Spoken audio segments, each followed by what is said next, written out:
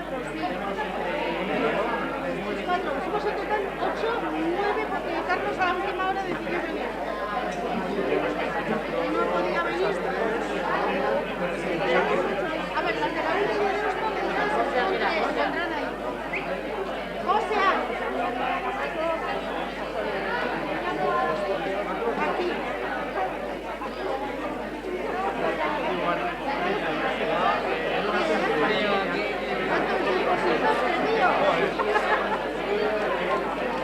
La semana entera hablar por teléfono sí, pero vernos no va. Llevo una semanita más martes que fue más parada. Bueno, que tú,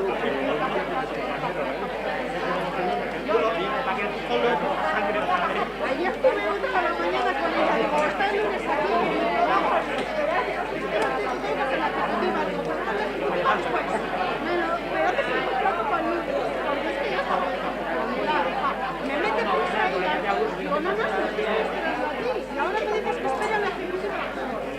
El lunes me dijo que venga.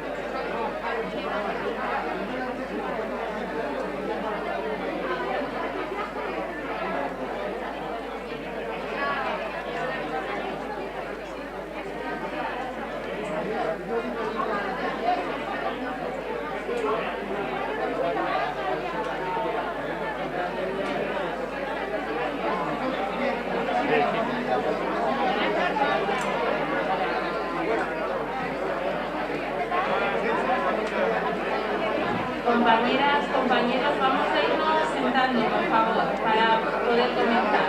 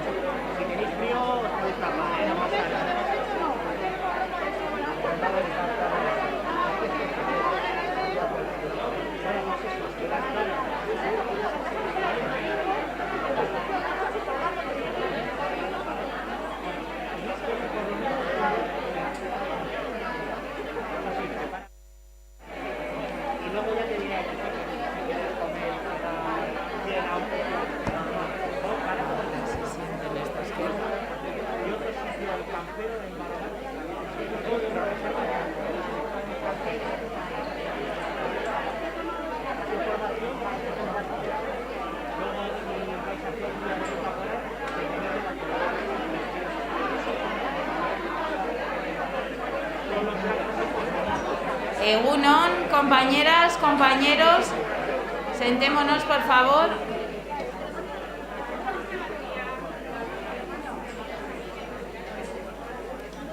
Vamos a dar comienzo a la jornada.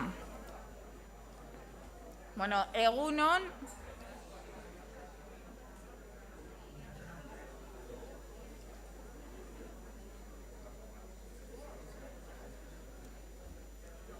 Egunon. En estos momentos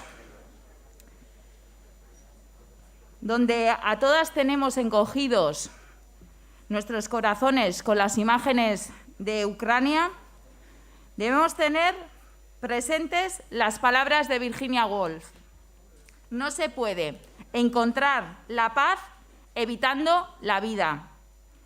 Os animo a que todas y todos nos levantemos y guardemos un minuto de silencio en el que nos reiteremos el no a la guerra.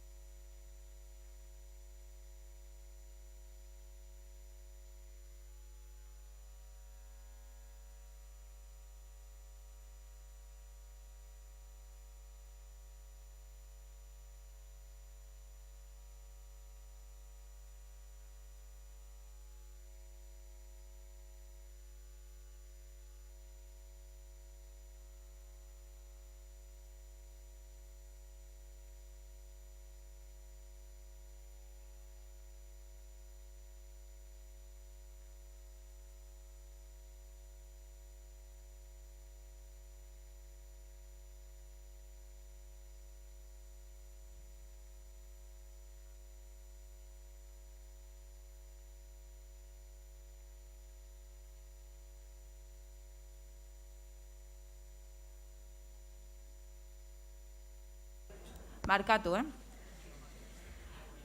Maiatza 8 honetan, hitzetatik ekintzetara lelo sufragista hartu dugu.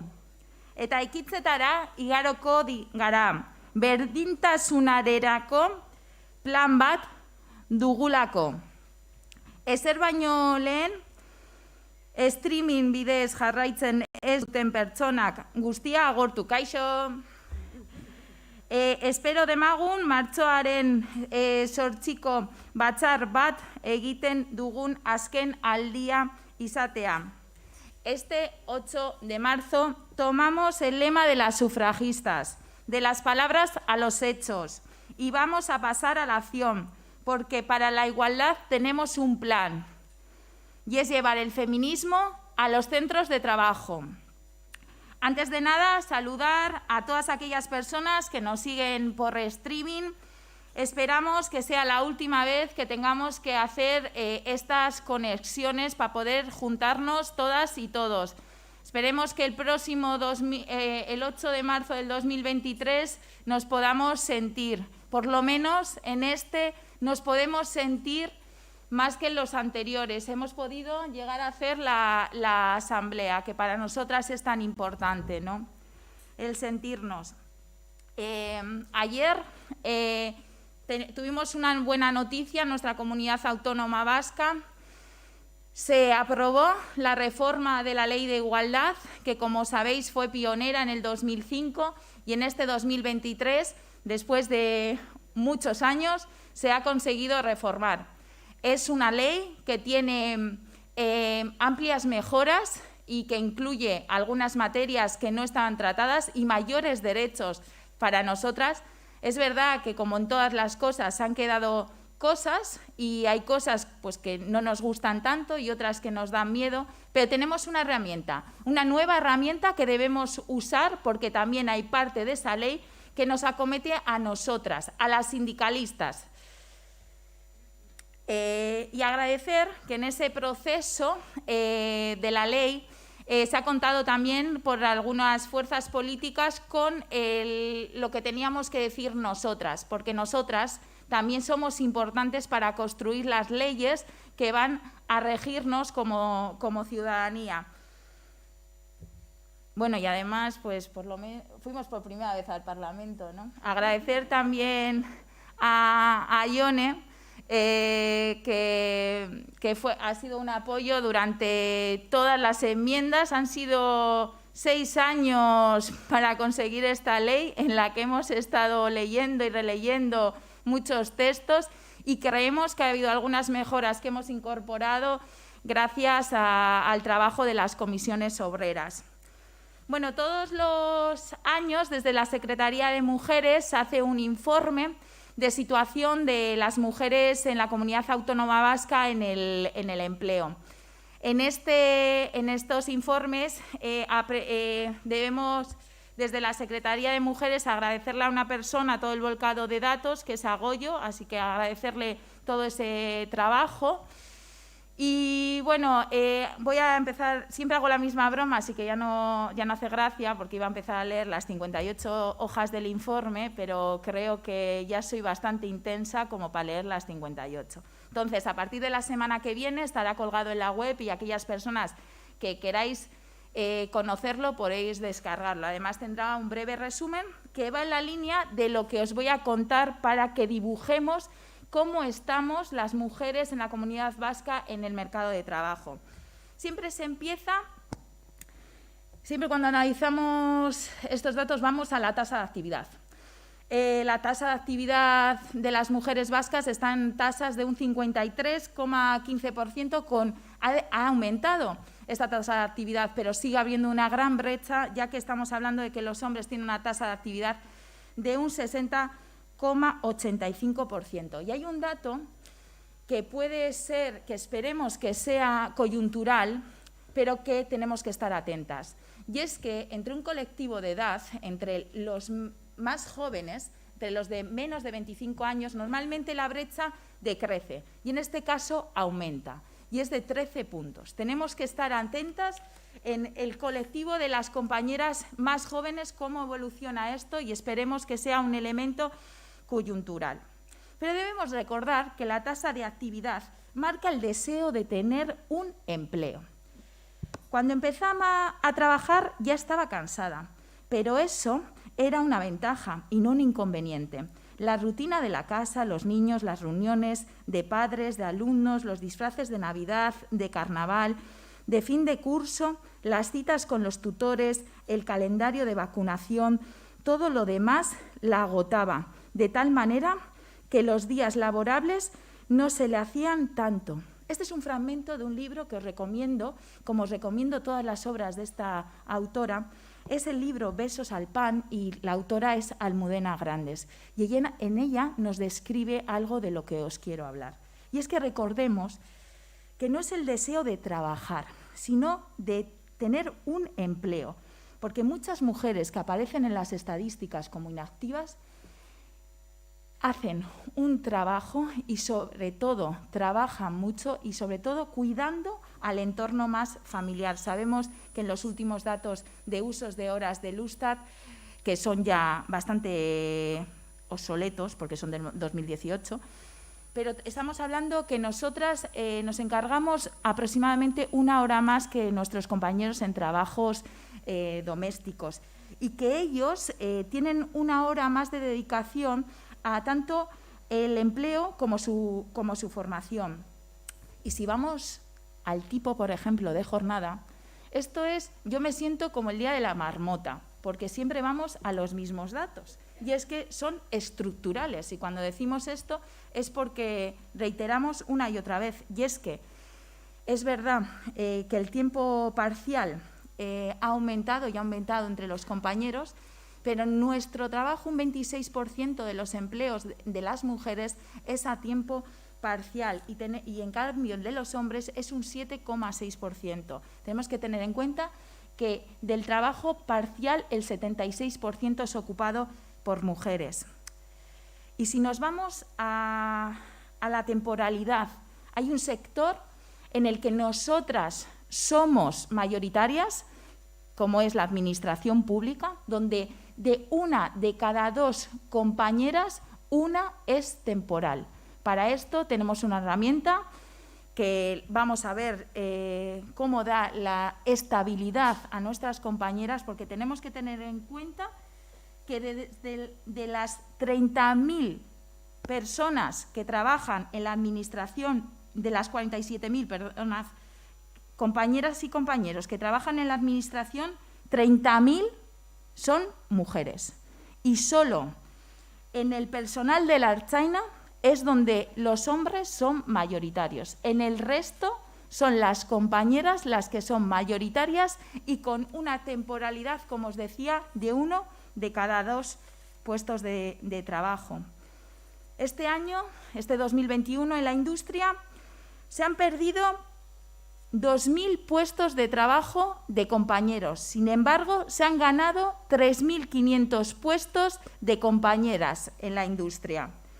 En el cambio, en el sector, por ejemplo, de servicios, se ha creado el mismo puestos de trabajo para las compañeras como para los compañeros. Y hay que tener en cuenta un elemento clave. En el volumen tan alto de conversiones, 6.444 a contratos indefinidos, el 77%, me voy a quitar porque sí que me estoy ahogando un poco, el 77% han sido a compañeras. Y mirad, somos la comunidad autónoma vasca con salarios más altos de todo el Estado, tanto de hombres como de mujeres. Sin embargo, el SMI nos va a afectar en gran medida esa subida, ya que, según las estimaciones, este 2022, 42.630 personas en la comunidad autónoma vasca cobrarán el SMI y de ellas el 63%. Así que nuestras medidas sí que afectan a nosotras, a las mujeres vascas. Tenemos que tener en cuenta que aunque el paro, en los últimos datos del paro, el paro ha decrecido, nosotras, las mujeres, ha aumentado el paro. Y es que si hablamos de brecha, la brecha es verdad que ha decrecido en nuestra comunidad autónoma. Sin embargo, estos son datos de la encuesta de estructura salarial del 2019. Sin embargo, tenemos que tener en cuenta, del 22 de octubre al 31 de diciembre del 2019, las mujeres vascas estuvimos empleadas de un modo gratuito. Y es que, además, si estos datos los vemos en franjas de edad, veremos que donde hay mayor brecha es entre los 35 y 44. No tengo ni idea qué puede pasar en esa franja de edad para que la tasa de actividad sea bastante más alta. Uy, la tasa de actividad, la brecha salarial, estoy yo buena. Y tenemos que tener en cuenta que un elemento clave para ver cómo estamos nosotras es la negociación colectiva. En la negociación colectiva tenemos que tener en cuenta que el 51,2% de las mujeres que están bajo un paraguas de un convenio colectivo lo están bajo un convenio colectivo en ultraactividad. Los datos de los hombres es al revés, ya que un 51,5%, esa mayoría, están bajo un convenio colectivo vigente. Aquí tenemos grandes sectores con convenios colectivos en ultraactividad. Uno que conocemos nosotras bastante bien son las compañeras de servicio de ayuda de domicilio de Vizcaya, pero también tenemos a todas las compañeras de residencias de las 3 provincias. Y grandes sectores que en el 2021 todavía no habían firmado su convenio colectivo, como son las compañeras de comercio. Tenemos que tener en cuenta que con orgullo, porque nosotros sí que creemos que somos una organización de clase y también feminista, tenemos que decir que somos la organización que a mayor número de personas de la comunidad autónoma vasca le damos un paraguas, un convenio colectivo. Y también tenemos que decir que somos la organización que a más mujeres vascas damos cobertura, con nuestra firma en un convenio sectorial. Estamos hablando que bajo la firma de Comisiones Obreras, 72.716 trabajadoras tienen convenio colectivo vigente, a diferencia de ELA, con 25.708, o con LAB, con 31.308.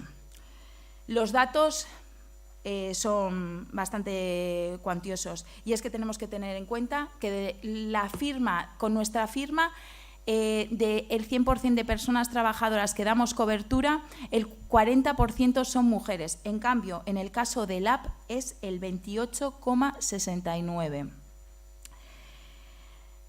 Otra de las claves y por qué estamos aquí y por qué hemos dado el título a esta jornada son los planes de igualdad, que son parte de la negociación colectiva, que lo hemos conseguido, compañeras y compañeros, que sea reconocido, algo que llevamos peleando y peleando.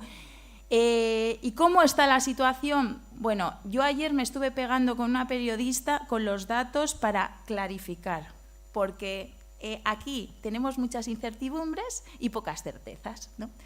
700 empresas de la Comunidad Autónoma Vasca, según el DIRCE, tienen más de 100 personas trabajadoras. Y entre 50 y 99 estaríamos hablando de un entorno de 714, creo recordar. Y ahora mismo, ayer a las 8 de la tarde, había registrados en el REZCON 284 planes de igualdad, de los que menos de 200 tienen vigencia. Y no hablamos en los planes de igualdad, compañeras y compañeros, no hay ultraactividad. Estamos hablando de que tenemos por delante un gran reto. Y yo aquí me voy a usar unas palabras que son: la sed de conocimiento que demuestra la clase obrera es una de las manifestaciones culturales más notables de la lucha de las clases contemporáneas. Esto lo dijo Rosa de Luxemburgo. Nosotras tenemos una capacidad de adaptarnos y de aprender brutal. Y en esto nos toca, bueno, llevamos muchos años negociando planes de igualdad, pero nos toca aprender entre todas y entre todos. Y aquí quiero agradecer y poner rostro a quienes en el día a día son esas personas que atienden a todas las compañías y los compañeros que se enfrentan a un plan de igualdad, y son las secretarias federales de nuestra organización, de las comisiones obreras de Euskadi, a Marta, a Emma, a Elena, a Blanca, y también quiero hacer una especial mención a Esther, ya que ha dejado su responsabilidad y su compromiso con esta secretaría a lo largo de los años que ha asumido la misma en su federación en Irakaskuntza. Tenemos una oportunidad, compañeras y compañeros, vamos a aprovecharla. Yo no me creo que cuando en los 60-70 los compañeros se enfrentaron ante los primeros convenios colectivos, tuvieron miedo porque no habían tenido formación o a meter la pata en el convenio colectivo. Esto es negociación colectiva, es ganar derechos para las compañeras y para los compañeros. Estamos hablando de esto, no de otra cosa. Y nosotras lo tenemos muy claro, hemos peleado mucho para esto. Entonces, tenemos que ganar este reto y conseguir esta oportunidad, y además teniendo en cuenta que Comisiones Obreras no es una churrera de planes de igualdad. Nosotras nos creemos la herramienta y vamos a poner todos nuestros esfuerzos. Lo haremos bien, lo haremos mal, pero vamos a estar ahí. Y vamos a tener sobre todo esa perspectiva feminista. Vamos a intentar conseguir, y vamos a conseguir muchas cosas. Ahora agradecer a todas las personas que van a pasar por esta mesa por su disposición a participar en la misma. Muchas gracias, compañeros y compañeras, y nos espera una jornada muy interesante. Gracias.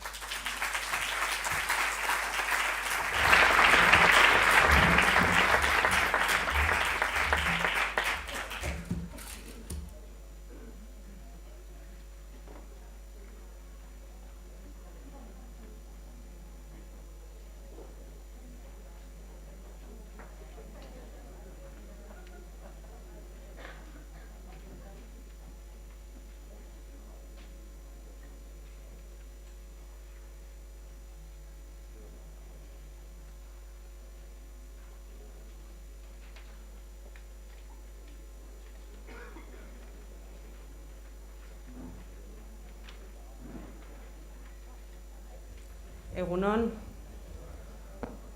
Bueno, me corresponde presentaros la primera mesa de trabajo que tenemos en esta jornada de 8 de marzo de las Comisiones Obreras de Euskadi.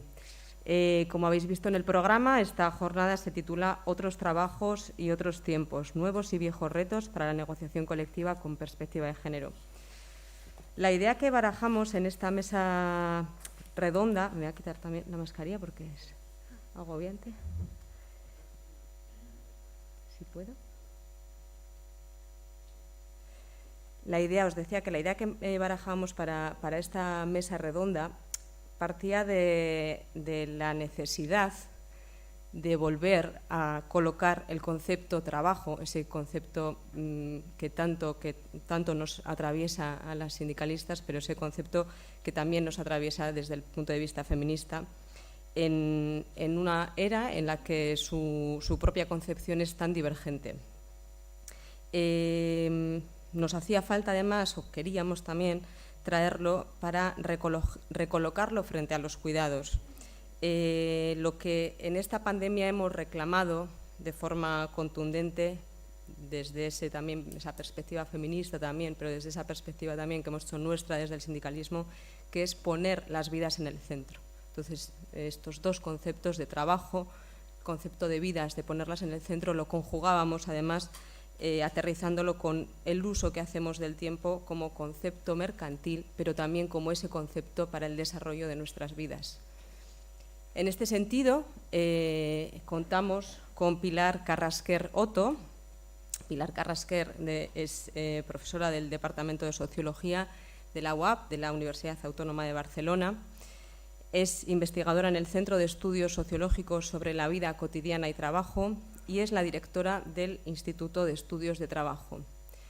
Pilar, cuando quieras, tu ponencia. Pues buenos días. Ahora sí, ya está. Buenos días, un placer estar esta mañana aquí y un placer por muchas cosas. Primero por el 8 de marzo.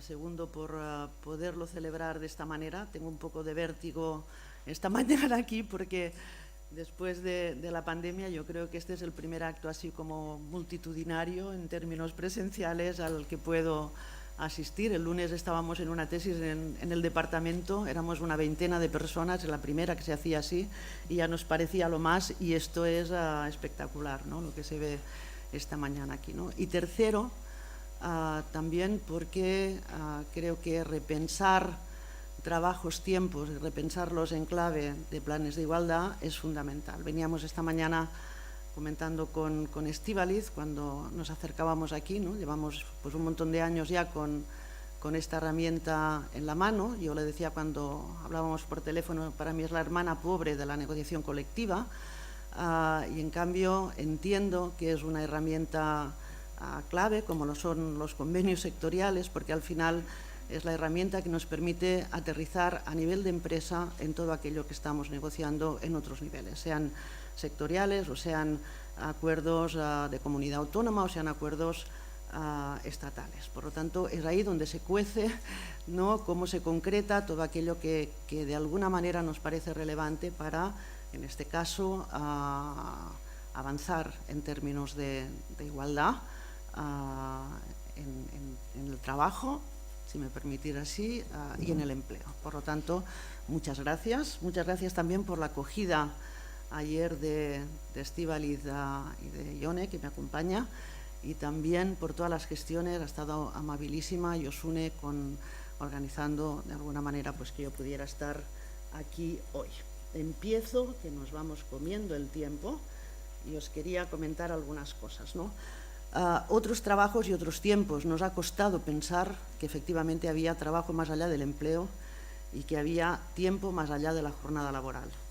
Lo sabemos, pero aunque lo sepamos, no necesariamente lo tenemos claro después cuando se negocia un convenio o cuando se trabaja a nivel de empresa. Y este será el punto con el que me gustaría acabar la intervención, que retos para la negociación colectiva desde esta perspectiva, en mi modesta, modestísima, de alguna manera, opinión, ¿no? En 2017, el Instituto de Género Europeo, este instituto un poco que monitoriza las políticas de género en el contexto de la Unión Europea, publicaba esta fotografía en lo que sería el equivalente, aquí diríamos paso de tortuga, pues decían pues paso de caracol, se avanza en términos de igualdad a paso de caracol.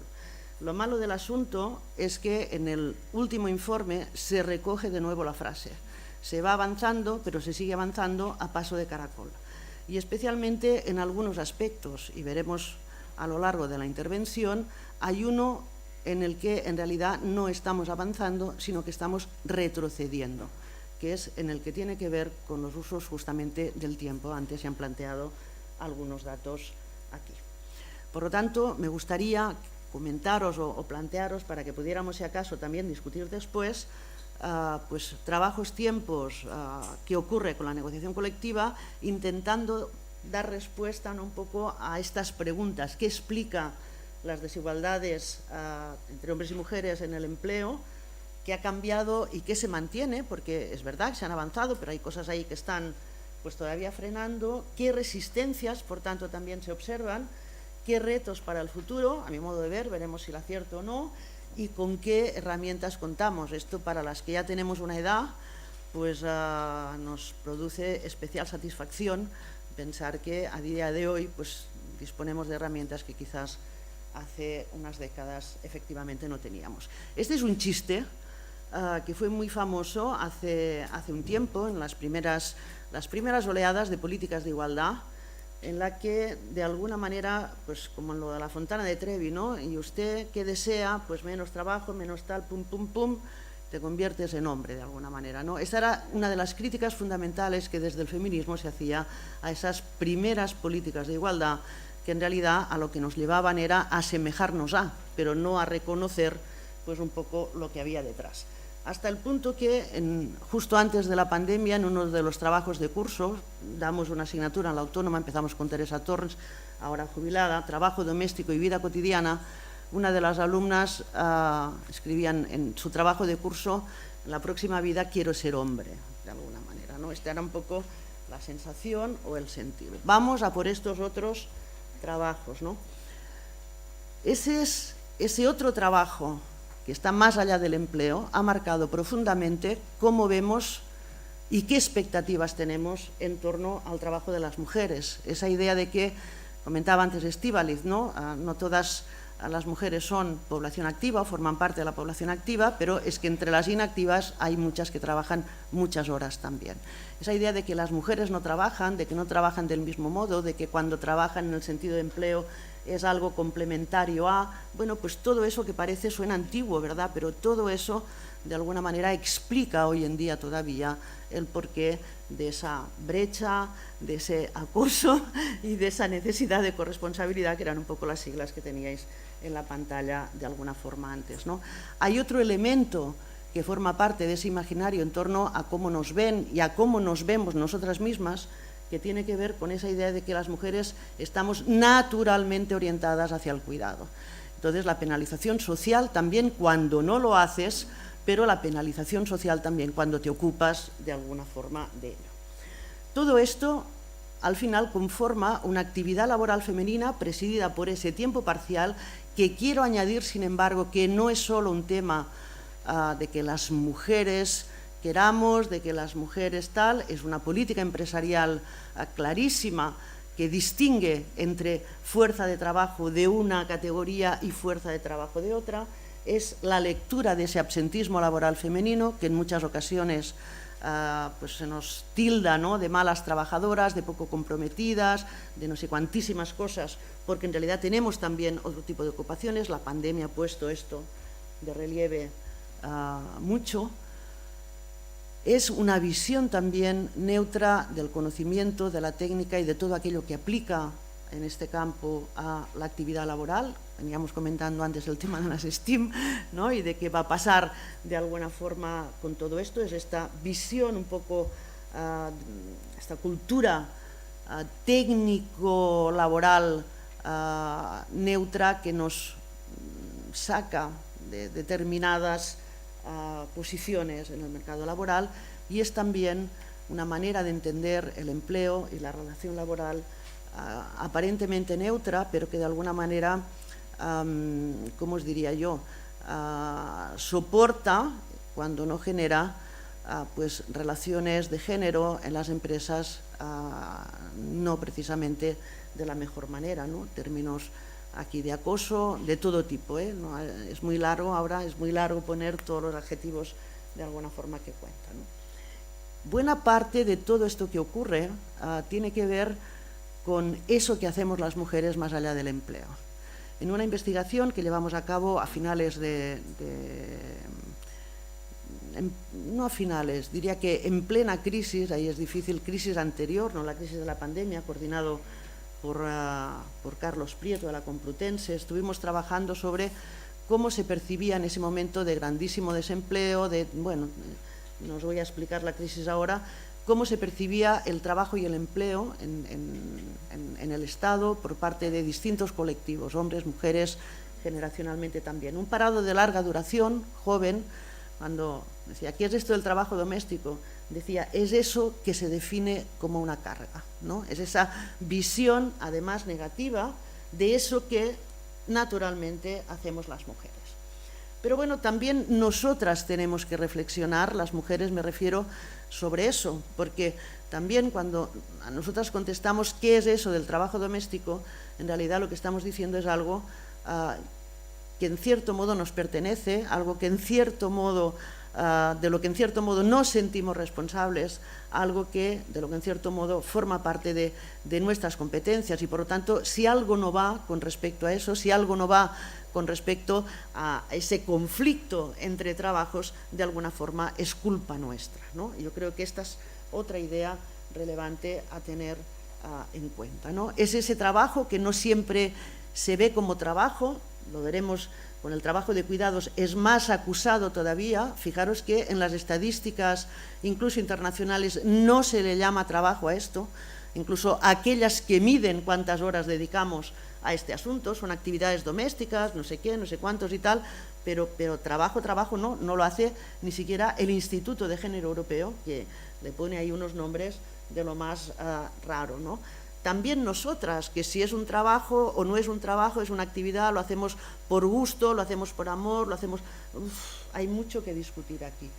Es importante en términos de análisis, en términos de negociación colectiva, pensar que en realidad no es un trabajo que podamos, sin embargo, equiparar a lo que es el empleo. No tiene la misma lógica, no tiene el mismo funcionamiento, no está sujeto, digamos, a las mismas normas que aquellas que regulan o que identifican el conflicto en el caso del empleo. Y esto es interesante, de alguna manera, verlo también. Y también esa posición que tenemos las mujeres y los hombres en relación a este trabajo configura culturas, no solo del trabajo, culturas laborales, cómo estamos en el empleo, cómo no estamos, distintas entre hombres y mujeres. Por lo tanto, es todo ese caldo de cultivo que de alguna manera habría que tener en cuenta a la hora de pensar qué hacemos con ese trabajo.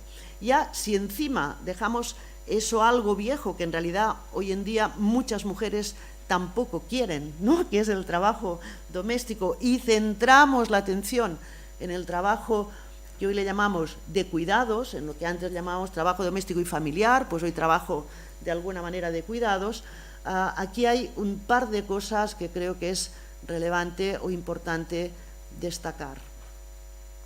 Primero, que cuando hablamos de trabajo de cuidados nos referimos a aquel trabajo que nos pone directamente en relación con las personas, especialmente con las personas queridas muchas veces cuando es en el hogar familia. Eso no es lo mismo que barrer, aunque barrer y cocinar pues lo podamos hacer con gusto para decir, oye, que si tenemos invitados, invitadas, que todo el mundo se sienta bien, ¿no? Pero no es lo mismo barrer, de alguna manera, en este sentido que digo, ¿no?, que cuidar. Implica otro tipo de emociones, implica otro tipo, de alguna forma, de relaciones. Lo mismo ocurre cuando este trabajo se convierte en empleo en el mercado laboral. Es complejo, de alguna forma, de gestionar. Esta es una idea. Pero segunda idea también interesante con respecto al trabajo de cuidados, que hacemos gratuitamente también, entre comillas, en el hogar familia, es que al final es un trabajo que traspasa muy fácilmente el hogar, lo ha traspasado de hecho muy fácilmente para convertirse en un empleo y para convertirse en algo más que eso, en un distintivo de los modelos de bienestar. Ahí está, de alguna manera, también a nivel más general, más macro, una de las batallas de hoy, es decir, cómo afrontamos las necesidades de cuidados de nuestras sociedades. De momento en este país lo estamos afrontando tarde y mal. País me refiero al grande. En el País Vasco tenéis, decía antes, ¿no? Mejores condiciones laborales, mejores salarios en este sector que en el resto, pero a nivel general, en términos de bienestar, lo estamos afrontando tarde de alguna manera y mal. Otros tiempos, volveré después sobre esto. El tiempo del trabajo remunerado, del trabajo productivo, en nuestras sociedades tiene una lógica y tiene un aspecto. Es el que veis de alguna manera en la imagen. Es ese planteamiento de que el tiempo es dinero, no se puede perder el tiempo, la productividad, la eficacia, todo eso, ¿no? Es un tiempo, el de la producción, que exige, en términos más cualitativos, disponibilidad absoluta. Antes hablábamos del absentismo, ¿no? Es estar siempre disponible para estar ahí cuando haga falta. Tal como son hoy las jornadas laborales, tal como muchas veces se organizan hoy las jornadas laborales, pues esto ya no es de risa, sino que es un agobio cotidiano, de alguna manera, para muchísimas personas.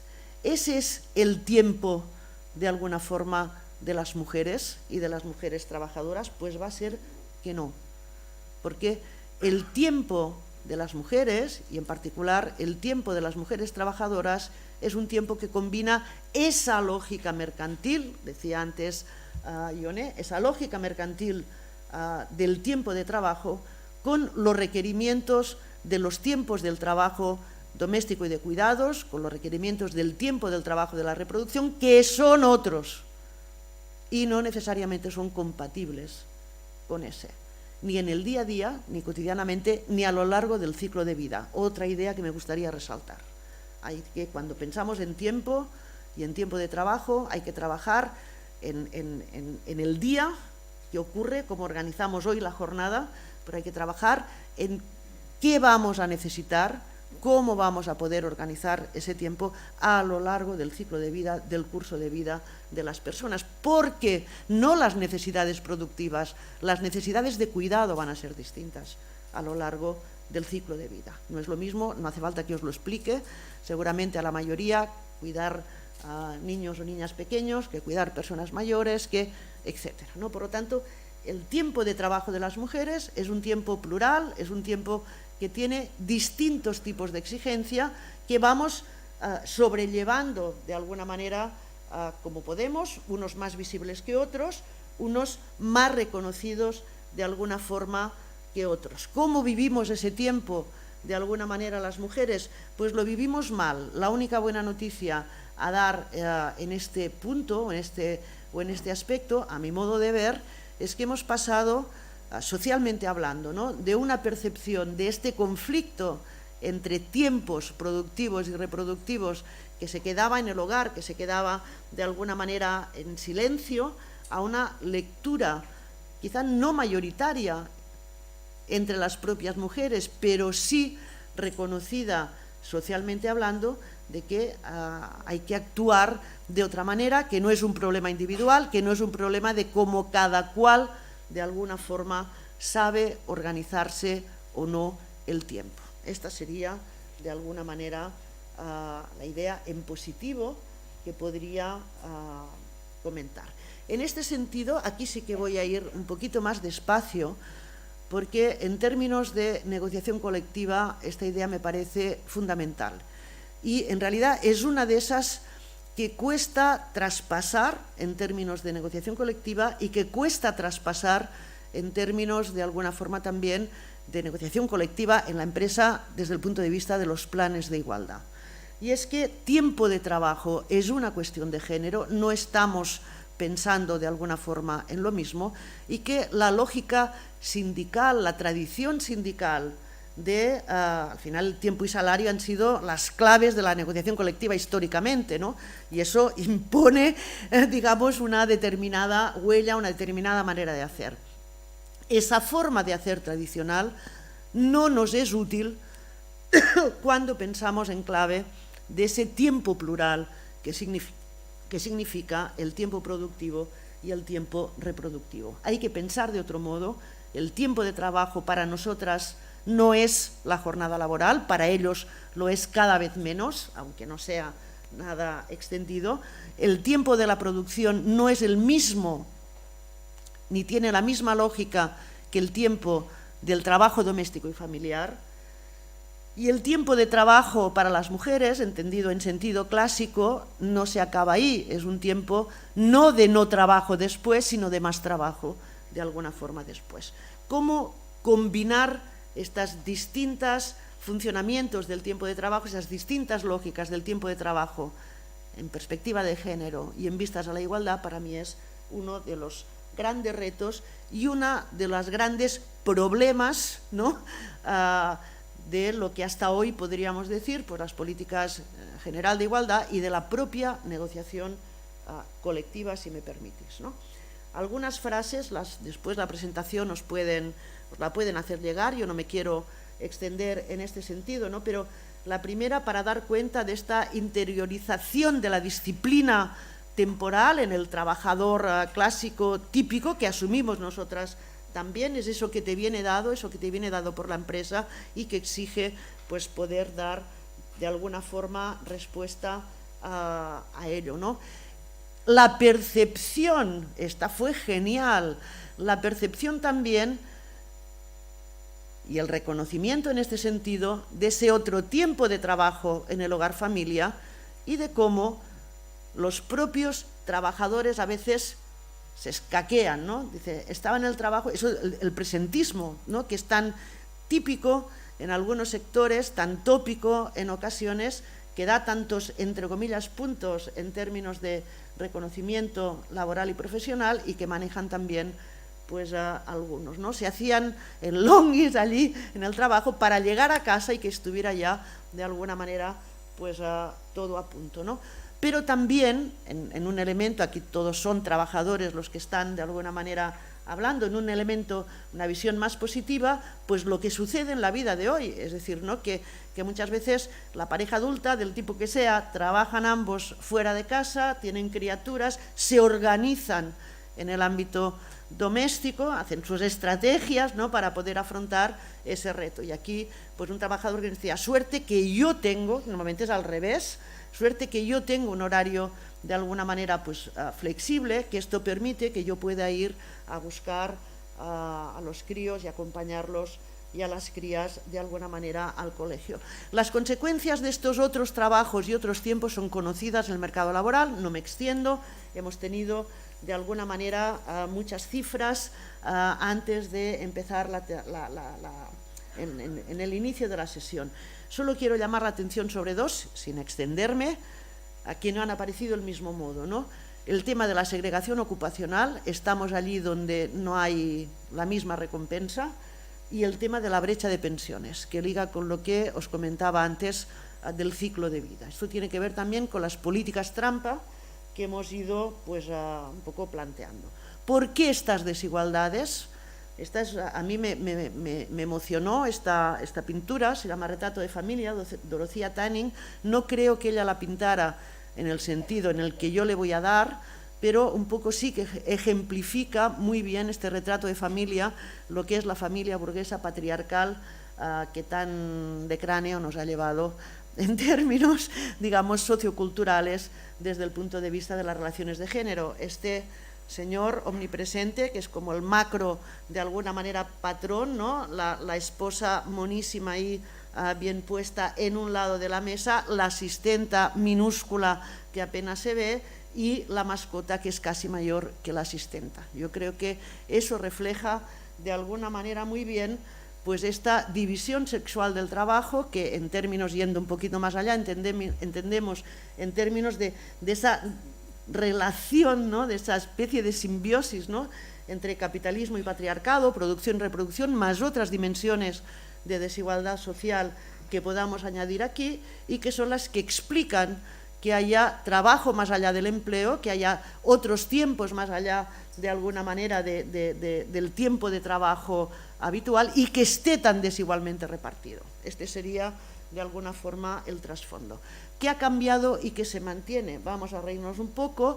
Lo que ha cambiado en relación a esa división sexual del trabajo clásica es esta, es lo que llamamos doble presencia, es el estar, pues de alguna manera ahí, eso está claro que ha cambiado. Lo que ha cambiado menos es lo que ocurre en el hogar, que seguimos estando nosotras ahí a todas y bueno, y alguien que nos mira con cara pues un poco de susto, ¿no? No insisto, habéis presentado algunos datos sobre la situación ya en Euskadi, son los que había intentado especialmente buscaros, pero sí os voy a llamar la atención sobre una cosa. Disminuye más rápidamente, obvio, ¿no?, la brecha en relación al tiempo de trabajo productivo que no al otro. Este es el primer dato. Dos datos más europeos que tienen que ver con las mujeres europeas. Hacemos una jornada laboral completa más allá de la jornada laboral en el empleo. El índice del Instituto de Género, en naranja, la flecha naranja, el tiempo, que es, ahí no llegamos, estamos en el aprobado justo. En términos de usos del tiempo, donde está el trabajo doméstico medido y de cuidados en el hogar familia, ahí es donde estamos relativamente peor. Ha aumentado, ¿ves? Veníamos de muy lejos, el tema del poder, de acceso a poder, de tal, pero en el del tiempo, ahí estamos de alguna manera fatal. ¿Qué ha cambiado? Ha cambiado esa extensión del trabajo de cuidados en términos de mercado, esa mercantilización, le llaman algunas, de alguna manera, de los cuidados. Los datos a nivel europeo, no voy a insistir, son absolutamente elocuentes. Ese empleo significa un 12% el empleo total en Europa, es mucho empleo, de alguna manera, para este sector, un 20% del empleo total de las mujeres, absolutamente feminizado, un poquito menos el que tiene que ver con las actividades, digamos, sanitarias y por lo tanto hospitalarias incluidas, muchísimo más en lo que tiene que ver con las actividades de cuidado, residenciales y no residenciales. Las diferencias, ya veis que no hay en términos de lo que ocurre en España. ¿Qué ha cambiado, qué no ha cambiado? En ese traspaso de los cuidados, digamos, a identificar los modelos de bienestar, si veis en estos distintos modelos con más o menos soporte público, de alguna forma los cuidados, el Estado español está en ese término medio en relación a las criaturas, al cuidado de los hijos y las hijas, pero está abajo de todo en relación a los cuidados de las personas mayores. Lo que ha pasado con la pandemia yo creo que tendría que hacernos pensar un poquito sobre ello. Hay distintos modelos de bienestar, ¿no? Y ligado con eso, fijaros que si vemos datos europeos con los datos para España también, hogares como empleadores, fijaros que las personas empleadas ahí en ese sector de actividad prácticamente superan a las personas empleadas en cuidados residenciales o no residenciales. Dice mucho de la calidad del modelo de bienestar en el que estamos. Nuevos usos sociales del tiempo. Vivimos en una sociedad cada vez más desregulada desde el punto de vista temporal y eso nos dificulta mucho la existencia en términos de vida cotidiana, de cómo armonizar esos tiempos de alguna manera cotidianos, ¿no? Resistencias se observan y variadas. Resistencias desde el punto de vista de cómo las personas vemos esto, ¿no? Llego a casa, lo típico, estás en el sofá, un viejo, entre comillas, ¿no? Trabajador de tópico, en este sentido, que quiere llegar a casa cuando ya todo está hecho, ¿no? Pero también una trabajadora que abandona el mercado laboral, 33 años, que abandona con estudios, que abandona el mercado laboral para cuidar de su criatura, nuevas maternidades. Las políticas clásicas, otra de las digamos, resistencias al cambio, el impulso al tiempo parcial, que ha sido de las grandes políticas europeas de conciliación, que ha sido un desastre, y en términos de tiempo, pensar más en eso que llamamos el acontecimiento, lo que ocurre en un momento puntual, vamos a tener una criatura que lo que ocurre a lo largo del día a día, que no es justamente ese momento. Crisis y poscrisis, no me voy a extender aquí, la mala noticia es clara, la buena noticia en esta poscrisis es, para mí, dos cosas importantes que tienen que ver con ese cartel que teníais antes de alguna forma puesto, ¿no? El impulso a la corresponsabilidad, con todos los matices que podamos comentar en su momento, y también el tema de la transparencia retributiva. Yo creo que eso al final, y su traducción a los planes, entre comillas, de igualdad en las empresas, pues ha sido de los elementos más relevantes. La crisis anterior destruyó empleo de calidad de las mujeres, especialmente empleo público. Lo hemos visto en la pandemia y hemos visto cómo en la pandemia se reforzaba la división sexual del trabajo, para decirlo rápido y bien. Y termino los 5 minutos quizá de alguna forma que me quedan con esos retos. Hasta 7, ole, con eso. Vaya lujo de tiempo. Con esto, me he sentido ahí como una... planteando, a mi modo de ver, algunos de los retos que esto significa en términos de negociación colectiva, en términos de trabajos, de tiempos, también de culturas organizativas, aunque el salto que hemos dado, no hace falta más verlo, es monumental en este sentido, y desde el punto de vista yo creo que es importante también la mirada, ¿no? la perspectiva con la que se aborda pues esa negociación colectiva. Decía Carlos Prieto, uno de los hombres, nos reíamos antes, sensibles, diríamos feministas en el mejor sentido de la palabra, muy renovador de nuestra disciplina, quizá el único gran nombre en la sociología del trabajo, que en su momento pues, dio el salto a mirar las cosas de otro modo. Decía, el trabajo productivo no puede explicarse solo desde el campo, desde el terreno, ¿no? de la producción, ¿no? Y mi pregunta, no de hoy, mi pregunta de muchos años atrás es si la negociación colectiva puede permitirse el lujo de ser ajena a esa trastienda del mercado laboral, ¿no? Y si, yendo más allá, si la negociación colectiva puede ser de alguna manera ajena a las relaciones de género, ¿no? Entonces, para mí esta es la pregunta que deberíamos poder responder. La respuesta es clara, estamos aquí, hay un 8 de marzo, hay unas jornadas, ¿no? Pero más allá de este elemento puntual, ¿cómo afrontamos esa negociación colectiva, ¿no? Pues eso es importante. Y voy a plantear pues, 2 o 3 ejemplos en relación también al tiempo y en relación, en principio, al trabajo, ¿no? Me hizo mucha ilusión cuando la OIT publicó este informe en 2018. 2018, la primera vez que la Organización Internacional del Trabajo, cuyo, no el primero, pero casi, artículo fue referido a la jornada laboral, hace la tira, le costó hasta 2018 dedicar un monográfico al trabajo de cuidados, tanto dentro como fuera del hogar. Le ha costado mucho a las instituciones laborales reconocer que hay trabajo más allá del empleo y que ese trabajo que hay más allá del empleo tiene repercusión directamente en el empleo. Por lo tanto, felicidades, un poco tarde, pero felicidades de alguna manera, ¿no? Pero una alerta que viniendo de una institución pues tan consensuadora, digamos, como esta, es una alerta fundamental. Lo que ocurre en relación a los cuidados, dentro y fuera del hogar, marca no solo la calidad del empleo, marca la calidad de nuestras sociedades. Hay que estar pues, un poco atento a esa. ¿Cómo es ese empleo? Pues un trabajo en cadena. Yo que hago sociología del trabajo,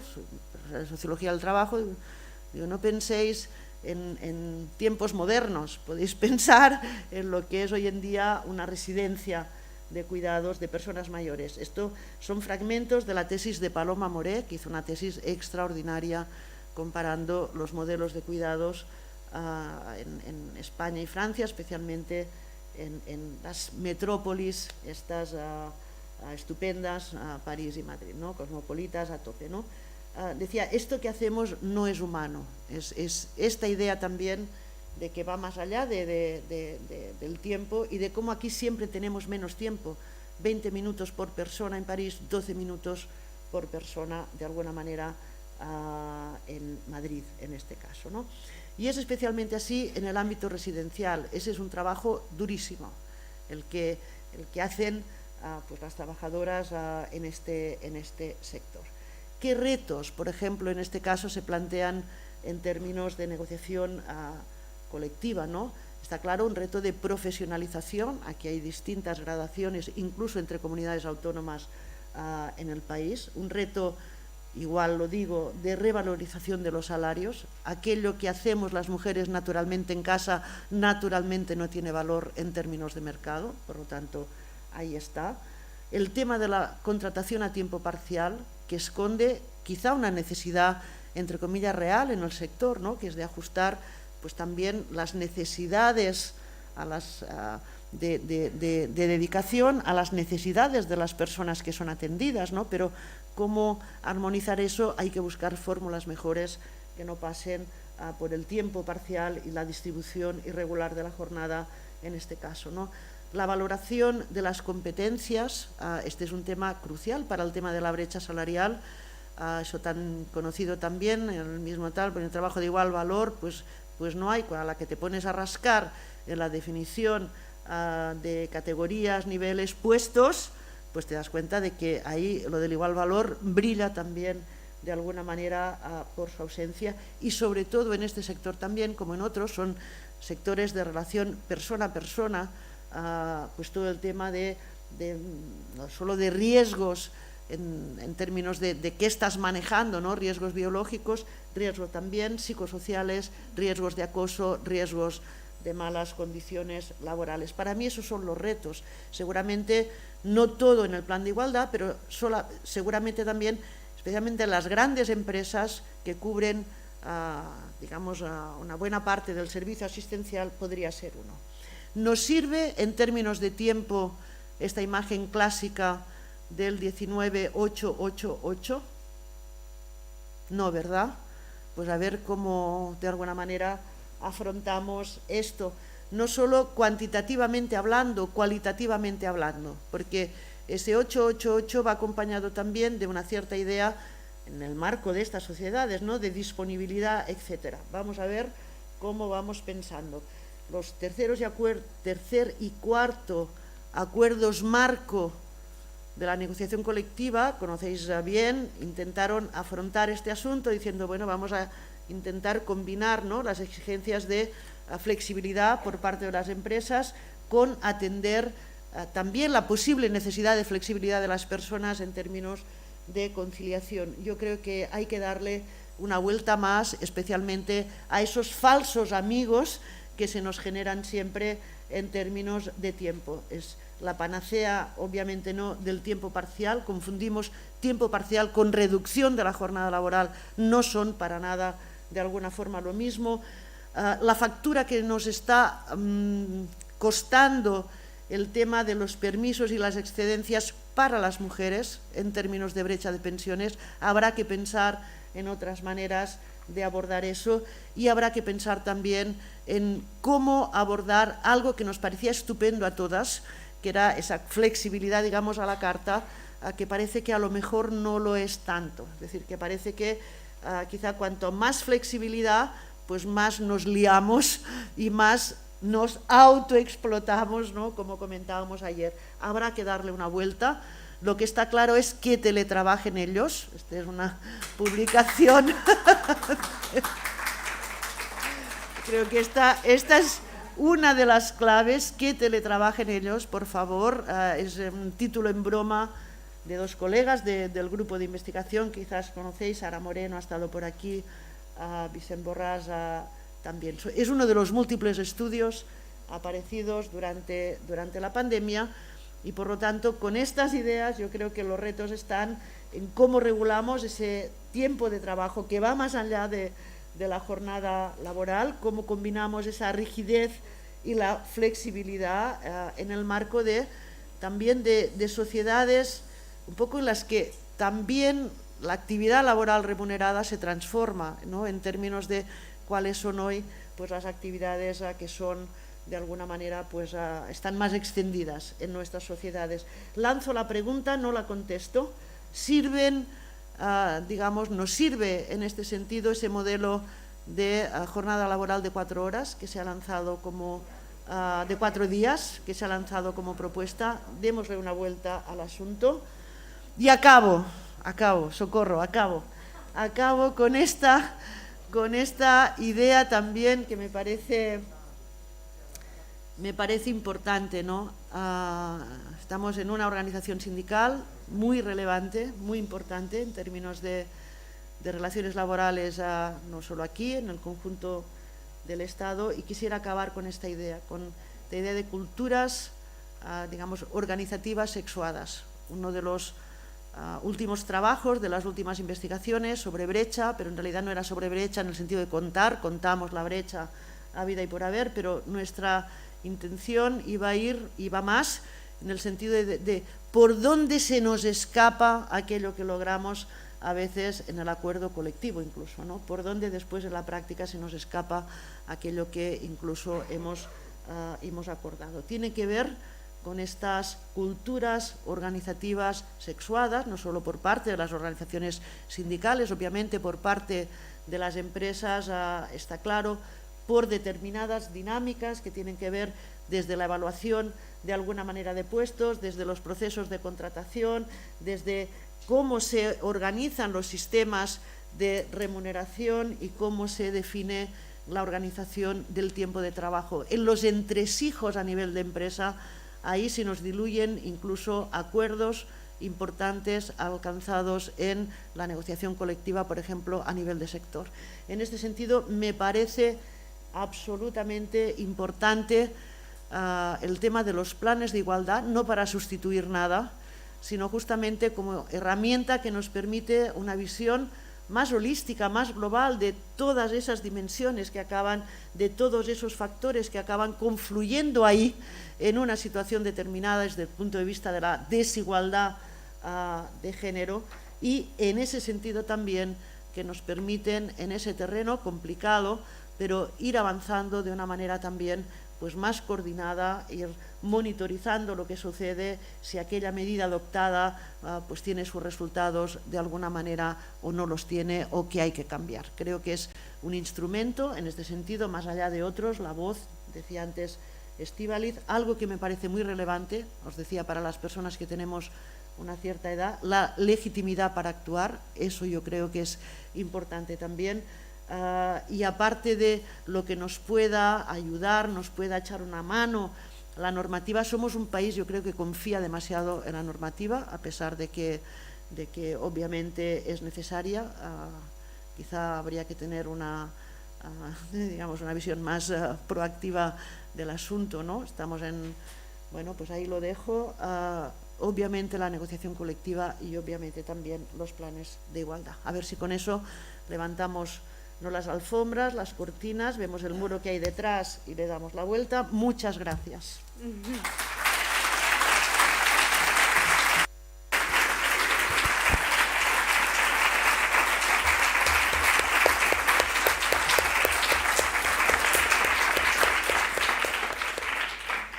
Bueno, brillante, Pilar, ya has visto que no te he cortado en los 7 minutos que tenía.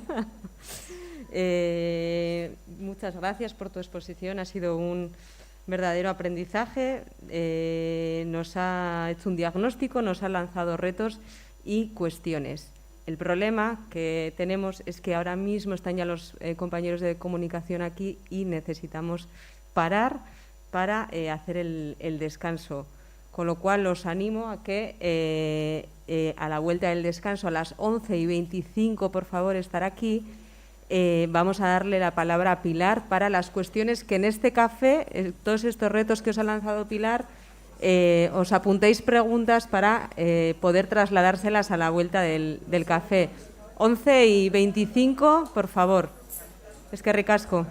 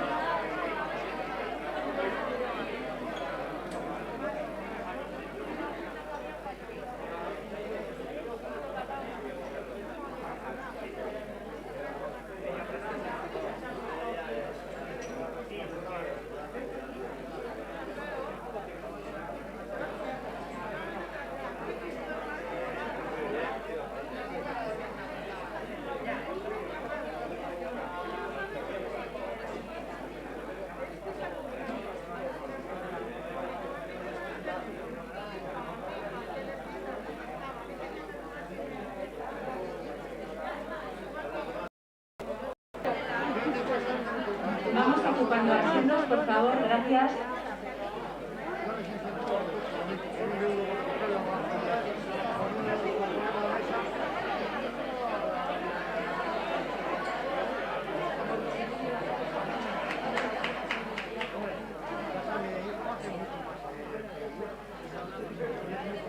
Vamos a ir sentándonos para, como os decía antes de que terminara Pilar Carrasquer, vamos a usar esta parte después del descanso para las preguntas que podáis, que tengáis para lanzar a la mesa.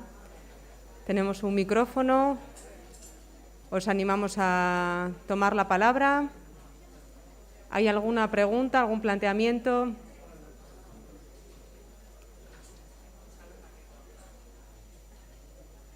Guiomar. Ah.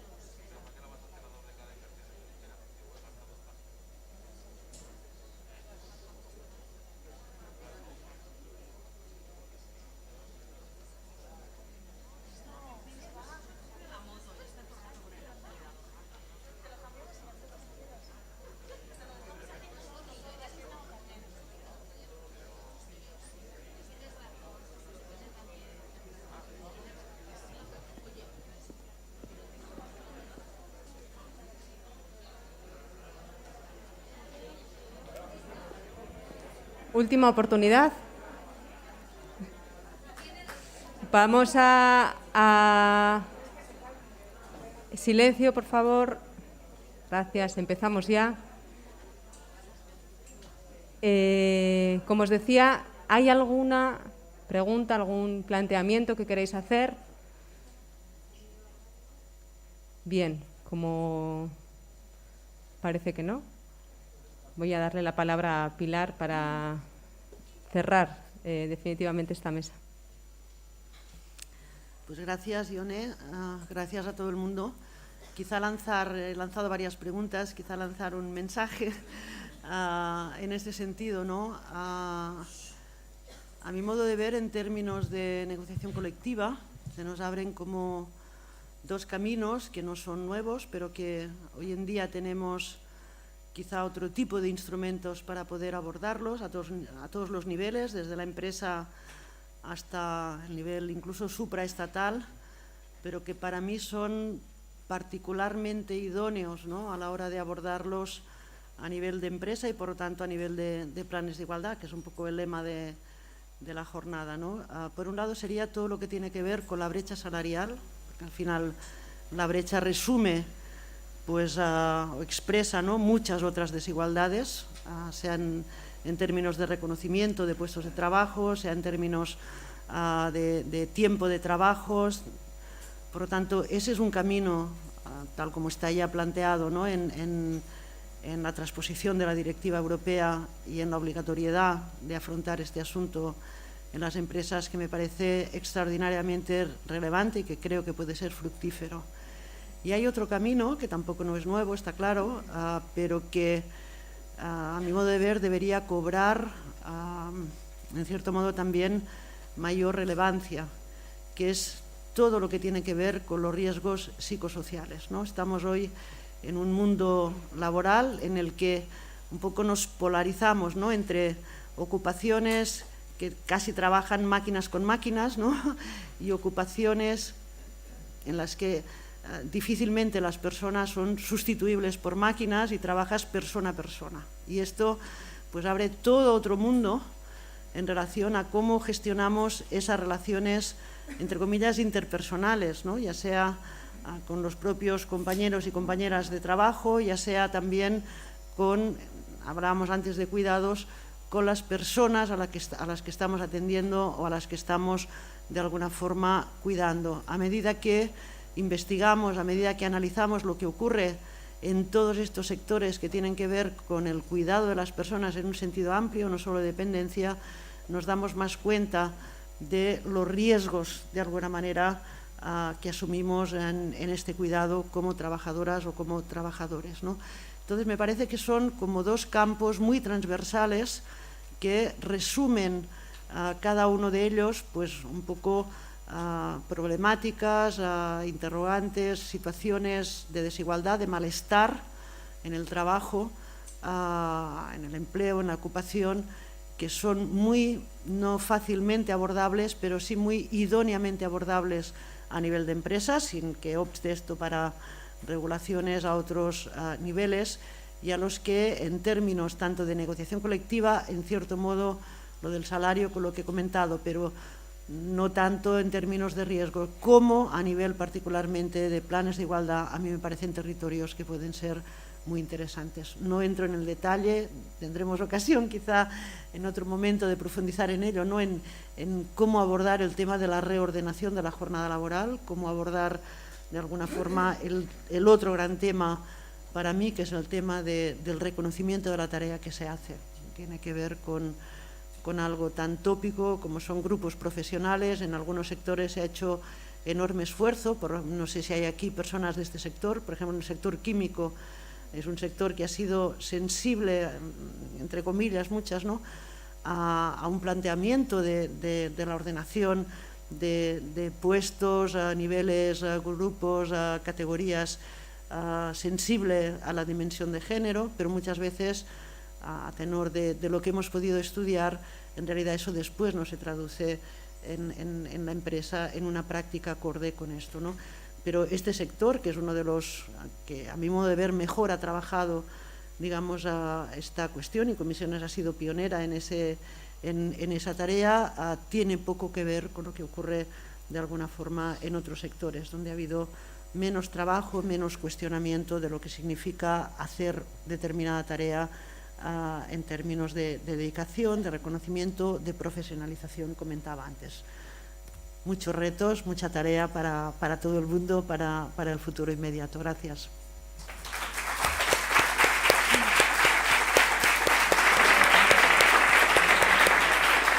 Reiterando las gracias a Pilar Carrasquer por su participación, por la lucidez y por la que nos ha dado con sus ponencias, por los retos, damos paso a la siguiente mesa. Estíbaliz Montero, Maricruz Vicente, cuando queráis.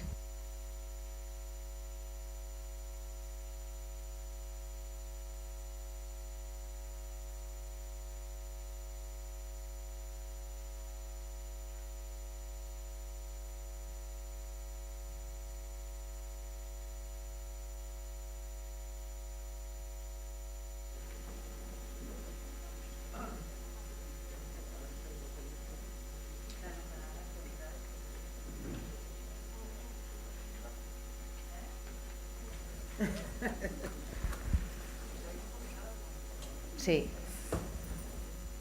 Puedes quitar, Estíbal, la chaqueta. Eso, Como podéis observar, Maricruz y yo nos hemos llamado esta mañana para saber qué colores nos íbamos a poner y traerlo. Maricruz, además, ha hecho un guiño a Bilbao trayendo el azul Bilbao, ¿no? Bueno, Egunon Berriro. Bueno, hoy en esta mesa, que la hemos titulado Los planes de igualdad, una herramienta feminista, contamos con la suerte de tener a Maricruz Vicente. Creo que no hace falta presentarla porque está en casa y para nosotras es un orgullo contar con ella para que ella nos explique esto, ¿no?, que es un plan de igualdad como herramienta feminista, ¿no?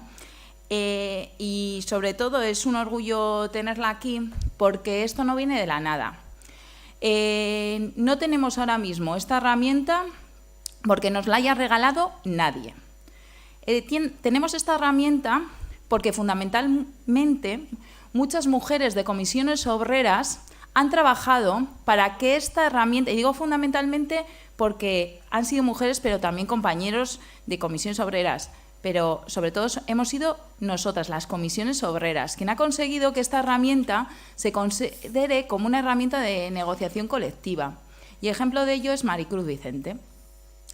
Creo que cuando hablamos de las mujeres en la organización y de las referencias en la organización, creo que a muchas de nosotras ver a Maricruz es un ejemplo de referencia, de lucha y de haber conseguido muchas cosas en la misma. Y por eso es el orgullo de contar con ella para que nos hable de esto, de algo que sabemos, que es una herramienta, de algo que nos genera mucho trabajo, y cuando las cosas nos generan mucho trabajo es porque estamos cambiando las cosas.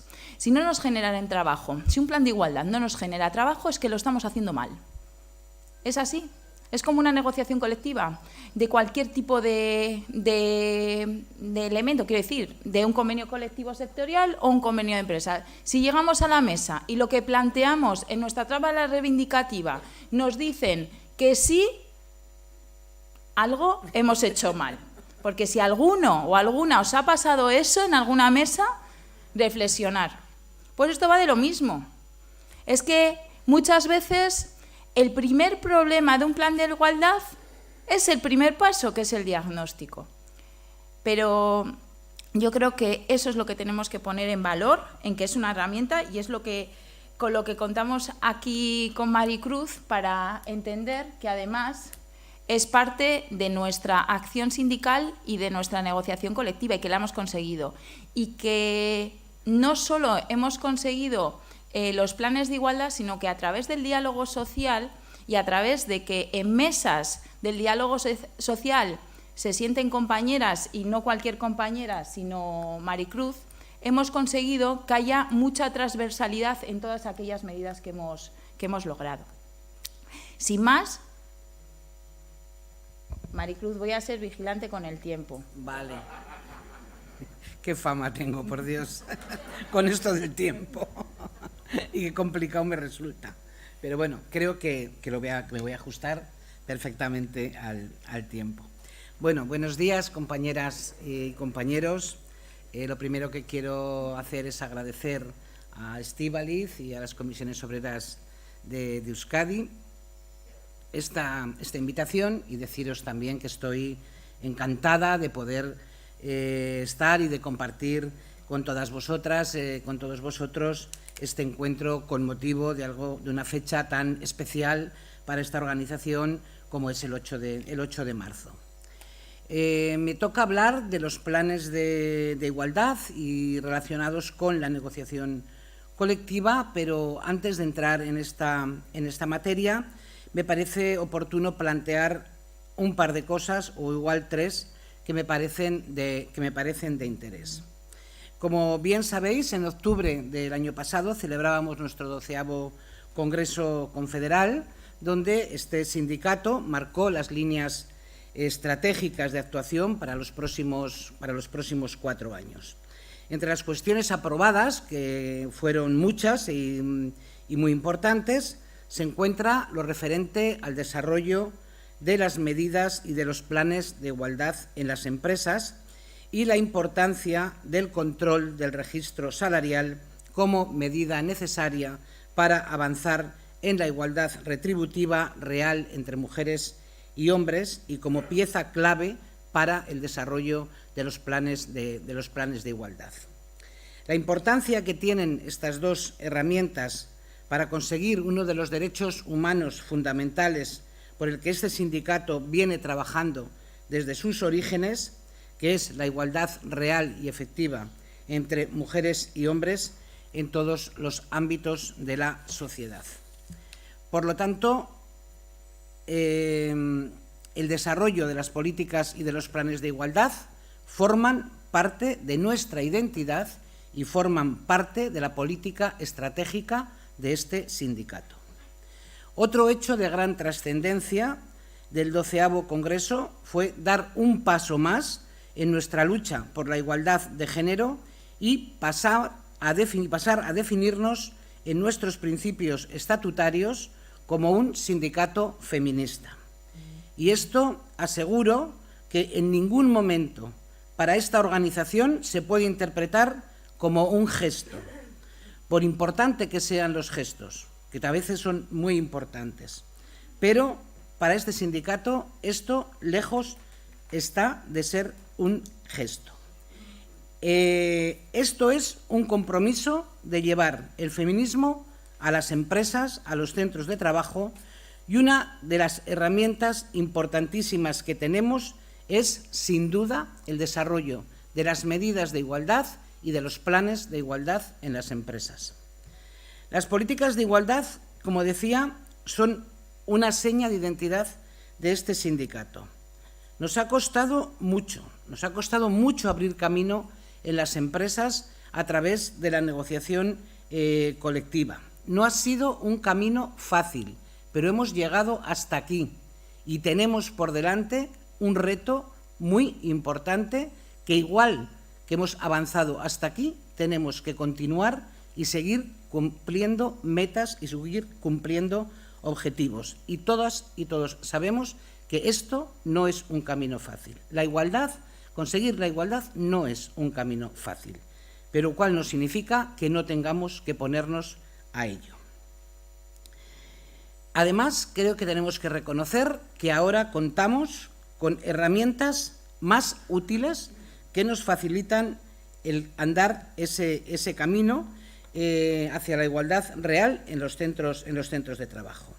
Otra cuestión que quiero poner en valor antes de centrarme en los planes es el diálogo social. En estos 2 años de gobierno progresista ha habido una apuesta clara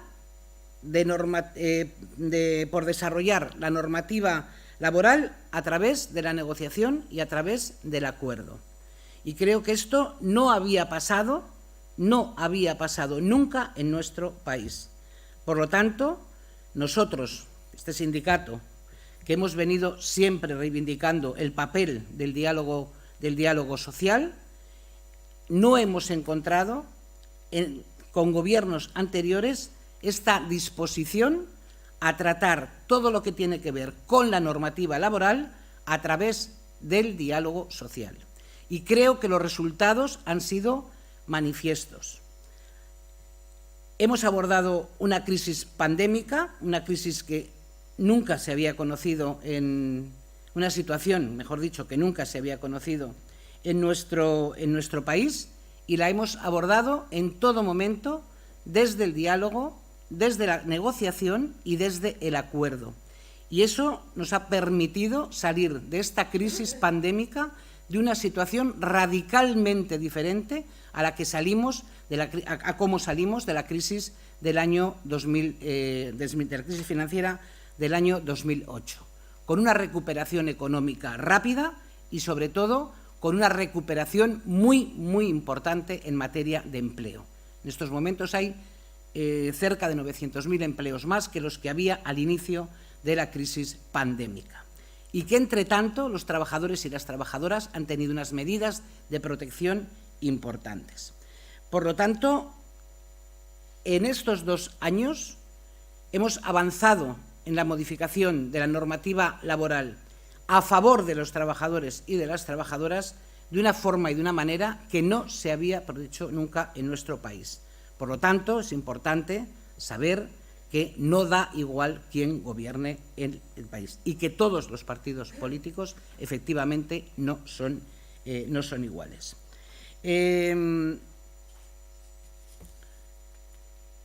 Todos los acuerdos que hemos realizado han tenido un gran impacto de género. Desde los 6 acuerdos de expedientes de regulación temporal de empleo que hemos firmado, donde sectores fuertemente protegidos contaban con una gran presencia de mujeres.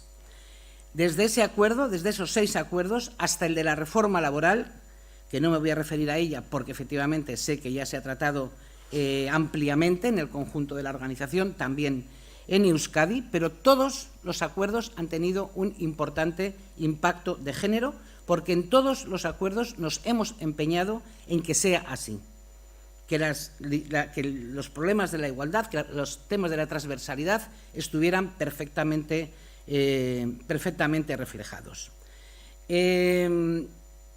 Digo los ERTEs, digo la reforma laboral, digo las subidas del salario mínimo interprofesional, digo la ley que regula el trabajo a distancia y el teletrabajo, donde uno de los temas importantes que ha salido en parte en la intervención que se hacía con anterioridad fue si se consideraba el teletrabajo una forma de conciliación o no.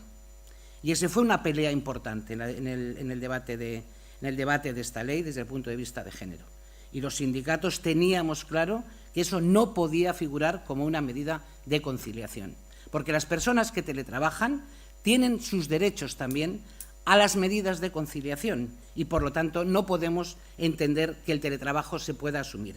Yo entiendo que por parte del Gobierno estábamos en un momento de eclosión del teletrabajo, en una pandemia, que intentábamos también ver cómo se podían conciliar. Era un momento complejo, pero desde luego esta ley no ha venido para solventar las necesidades de una pandemia, sino que ha venido para quedarse y, en consecuencia, teníamos que regular en condiciones esas cuestiones. Y yo creo que el conjunto de la ley de teletrabajo, que afecta de una manera importante, como hemos podido apreciar, a mujeres, creo que es una ley actual, moderna, que trata de abordar todas aquellas circunstancias que se pueden plantear en esta modalidad de trabajo, que además creo que toca temas claves como el derecho a la desconexión, que es una cuestión fundamental y que eso tenemos que reforzarlo en la propia y desarrollarlo en la propia negociación colectiva, el derecho a la intimidad, el derecho a la protección de datos, o sea, temas ya muy relacionados con las nuevas formas de trabajo, implantación de la digitalización, etcétera, etcétera. Por lo tanto, creo que tiene un impacto importante. El tema de los riders, yo creo que tiene también es una ley muy novedosa, de una trascendencia fundamental, no solo porque regulariza a miles de trabajadores y de trabajadoras, laboraliza, mejor dicho, a miles de trabajadores y trabajadoras, sí que es un sector más masculinizado, digamos, que feminizado, pero yo creo que sobre todo tiene una clave fundamental, y es que en los nuevos modelos de trabajo se estaba intentando, por la vía de los hechos, eludir el derecho del trabajo. Y eso creo que con esta normativa se pone de manifiesto de que las plataformas digitales tienen que estar dentro del derecho del trabajo y, por lo tanto, tienen que laboralizar a sus trabajadoras y a sus trabajadores. Y, por último, en materia de acuerdos, yo creo que la reforma laboral, como he dicho al principio, es una reforma de gran calado y que tiene una trascendencia o una implantación o no sé cómo decirlo, pero desde luego sí unas connotaciones muy importantes desde el punto de vista de género. Yo creo que hemos tenido todo el cuidado que hemos podido, teniendo en cuenta que son acuerdos y que por lo tanto siempre se dejan algunos pelos en la gatera, pero desde luego esta reforma laboral en ningún caso supone ningún tipo de recorte de derechos, sino todo lo contrario. Recupera derechos y además se introducen derechos nuevos, elementos que generan derechos nuevos para los trabajadores, para las trabajadoras, para el reforzamiento de la negociación colectiva, elemento clave, y también para el mantenimiento del empleo y, sobre todo, para abordar uno de los temas que fundamentalmente afectan de una manera grave a nuestro mercado de trabajo, que es la temporalidad y la precariedad. Yo creo que el artículo 15 hay que leerlo con una absoluta tranquilidది, porque el cambio es total y absolutamente radical. Y aquí, sin ninguna duda, esto sin ninguna duda tiene mucho que ver con el empleo de las mujeres, con la calidad y con la precariedad, porque somos las más afectadas por la temporalidad y porque somos las más afectadas por la precariedad en el empleo. Dicho esto, y tomando como símil algo que venimos planteando, de que la reforma laboral, el acuerdo de reforma laboral ya está en el boletín oficial del Estado y que ahora tenemos que bajarla a los centros de trabajo, desarrollarla en los centros de trabajo y hacerla cumplir en los centros de trabajo. Pues yo con los planes de igualdad diría lo mismo. Está la regulación en el boletín oficial del Estado y tenemos que pasarla ya al desarrollo de esas normas en el ámbito de las empresas. Recapitulando un poco, porque bueno, los decretos leyes 901 y 902 son relativamente recientes, pero no venimos de ahí. Ahí hemos llegado ahora, pero tenemos una trayectoria, ¿no? Tenemos que recordar que la obligación de realizar planes de igualdad en las empresas se remite al año 2007. O sea, han pasado unos años. 2007, cuando la Ley Orgánica para la Igualdad Efectiva entre Mujeres y Hombres, en su artículo 45.2 y 46, regula la obligación de elaborar de aquello planes de igualdad en todas las empresas de más de 250 personas trabajadoras. Es un volumen importante de número de trabajadores y trabajadoras que nosotras veníamos reivindicando a través de la negociación colectiva, rebajar ese número de personas para poder realizar planes de igualdad. No obstante, teniendo en cuenta que 250 personas pues, son empresas donde ya hay cierta organización de los trabajadores y de las trabajadoras, ya hay una representación sindical potente, no hemos sido capaces de generalizar los planes de igualdad en ese ámbito de empresas. Por lo tanto, un déficit clarísimo que lo tenemos ahí. Es cierto que en 2008 entramos en una crisis económica de carácter financiero, que a pesar de ello, como bien conocemos, fue una crisis pues muy intensiva y una crisis muy intensa, que tuvo un gran impacto en el empleo, que tuvo un gran impacto en los salarios y en las condiciones laborales y, desde luego, tuvo un impacto total en el desarrollo de los planes de igualdad y de las políticas de igualdad. Está claro que sufrieron un parón radical los sitios donde se habían iniciado la elaboración de planes. Las políticas de igualdad fueron una de las medidas muy afectadas en este largo periodo de crisis. Remontada esta crisis, nos damos cuenta, entre otras muchas cosas, de que hay que afrontar aspectos como la recuperación de los salarios tras una brutal devaluación que se produjo en los mismos, especialmente en los salarios más bajos, donde casualmente pues nos encontramos una parte importante de las mujeres. Y también nos paramos a pensar y a analizar qué es lo que había pasado con las políticas de igualdad, con los planes de igualdad también, que detectamos que habían sido los grandes sacrificados de toda la crisis y había que ponernos a retomar estas cuestiones. Como consecuencia de esta realidad, tratamos de analizar en el ámbito del diálogo social qué estaba pasando, qué es lo que estaba pasando con los planes de igualdad.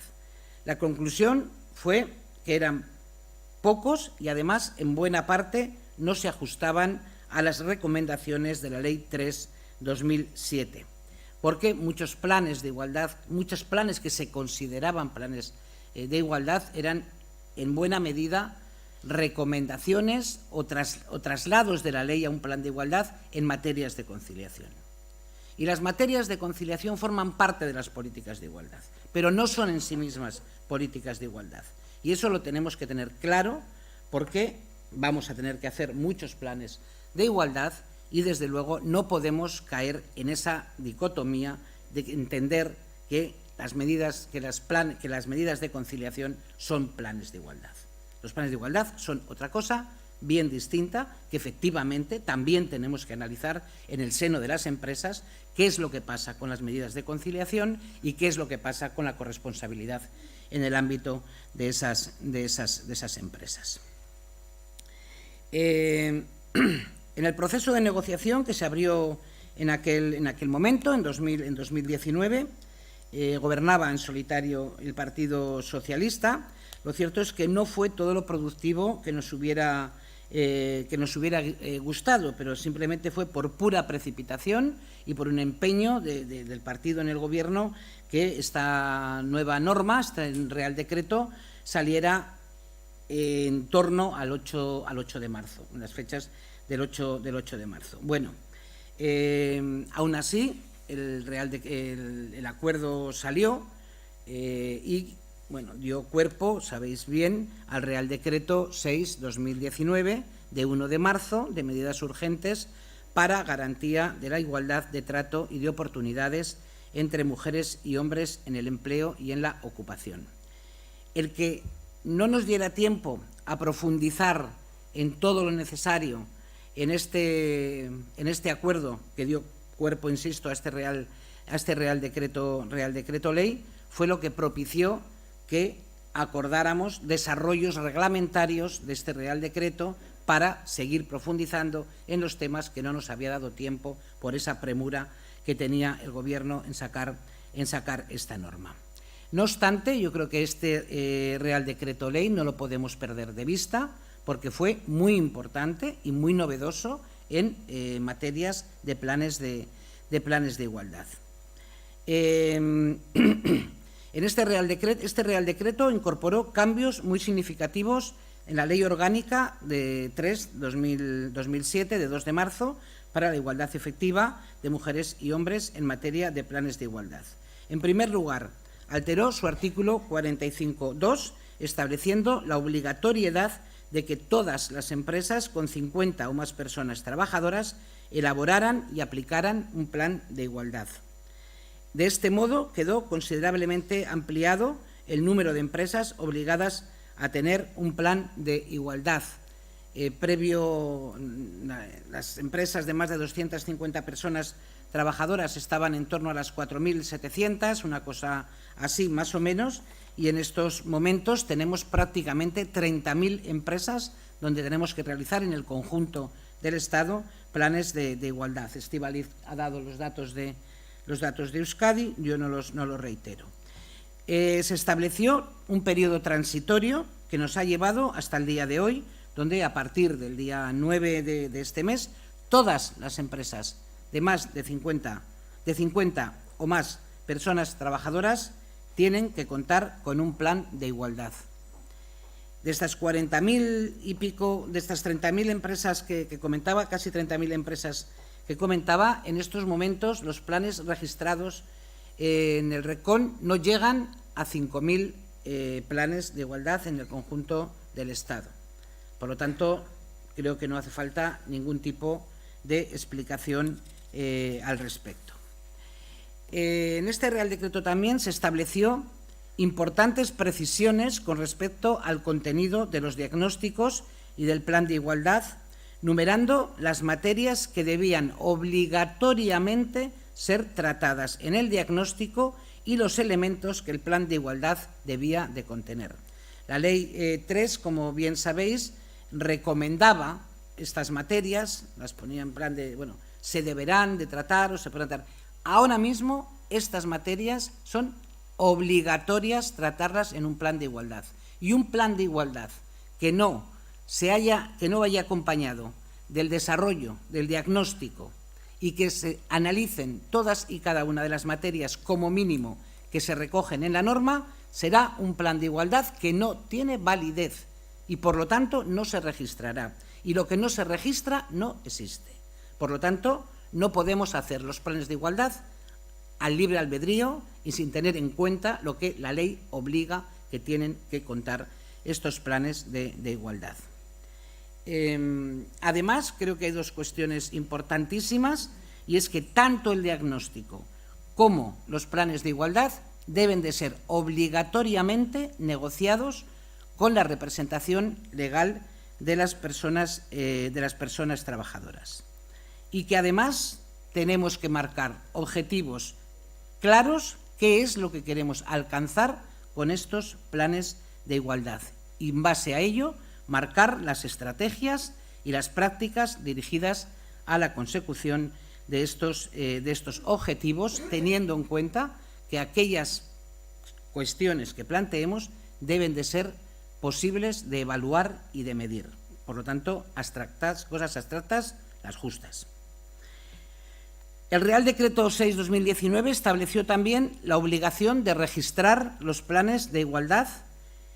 Quedaba pendiente en ese Real Decreto de cómo se iba a hacer y qué organismo era el que se iba a determinar, que es lo que hemos hecho también en el desarrollo reglamentario, que me detendré un poquito en ello. En ese Real Decreto nos marcábamos unos plazos para hacer el desarrollo reglamentario y es por eso que aún en plena pandemia y aún compaginándolos con otras negociaciones que efectivamente eran urgentes porque teníamos que dar solución al problema laboral originado por la COVID-19, pero también teníamos unos plazos en los cuales teníamos que desarrollar este Real Decreto y, bueno, pues en eso abordamos también la negociación de los reglamentos de desarrollo tanto de los planes de igualdad como del registro salarial en el ámbito del diálogo social, en un proceso intenso y prolongado de negociación que finalizaba con un acuerdo bipartito, como bien sabéis, entre el Gobierno y las organizaciones sindicales, las organizaciones empresariales que han sido muy proactivas en la negociación en todo este periodo y han sido muy proactivas también a la hora de llegar a acuerdos. Sin embargo, ha habido dos aspectos donde no ha sido posible. Uno han sido los desarrollos reglamentarios de planes de igualdad y de registro salarial y el otro ha sido los últimos acuerdos en materia de salario mínimo interprofesional. Por lo tanto, bueno, pues algo nos hace también o nos tiene que hacer reflexionar cuál es el papel que las empresas quieren jugar en materia de igualdad entre mujeres y hombres en el seno de las empresas. ¿El que no hayan firmado nos puede dificultar algo el desarrollo de los planes? Pues igual. Pero lo que no hay ninguna duda es que nos gusten más o nos gusten menos, igual que el salario mínimo interprofesional, les gusten más o les gusten menos, esto está en el boletín oficial, esto es norma y, por lo tanto, lo tienen que aplicar en todo su contenido. No obstante, además de no firmarlos en los planes de igualdad, sabéis que la COE ha presentado un recurso sobre una cuestión concreta que luego me referiré y es la participación de los sindicatos en aquellas empresas donde no haya representación sindical. Estamos pendientes de sentencia, creo que ya tiene fecha y creo que sale, si no me confundo, el día 17 de este mes y, bueno, pues tendremos que analizar la sentencia en el momento que la tengamos, ¿no? Creo que los contenidos de los acuerdos que alcanzamos en esta materia, que dieron lugar a los Reales Decretos 901/20 y 902, el primero regula los planes de igualdad, el 901, y el 902 regula el registro salarial. Bien, algunas cosas que yo creo que tenemos que tener en cuenta. Primero, los planes de igualdad en las empresas de más de 50 personas trabajadoras son obligatorios. Aquí no hay voluntariedad. Todas las empresas tienen que tener un plan de igualdad, que además tienen que ser, como decía antes, obligatoriamente negociados por la representación legal de las personas trabajadoras. Es obligación de la empresa contar con el plan de igualdad. Si bien es una obligación legal que tienen las empresas, el interés por esos planes de igualdad tiene que ser nuestro. Nosotros debemos de exigir a las empresas que tengan ese plan de igualdad, porque está claro que si tenemos un volumen tan pequeño de planes registrados es porque las empresas no están proactivas en esta materia, pero también tenemos que analizar en un ámbito como este que quizá nosotros, la representación legal, no hemos sido tampoco muy proactivos a la hora de exigir que esos planes se hagan y que esos planes se realicen de manera, en la manera que la norma obliga, ¿no? Por otra parte, como bien se ha dicho a lo largo de la mañana, los planes de igualdad no son convenios colectivos, pero sí son negociación colectiva. Y en esa medida tenemos que asumir todas y todos esa responsabilidad. Esto no es una cosa de las mujeres, no es una cosa para las mujeres, es una cosa que tenemos que hacer en la medida que nos corresponde entre los hombres y las mujeres para mejorar las condiciones de vida y de trabajo de la mitad de esta sociedad y en esa medida del conjunto de la sociedad.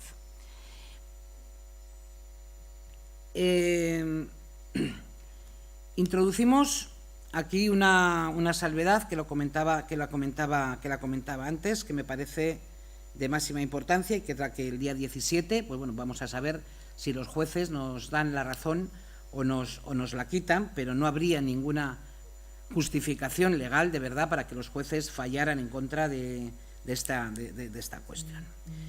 Este fue, sin ninguna duda, uno de los escollos importantes en el proceso de negociación.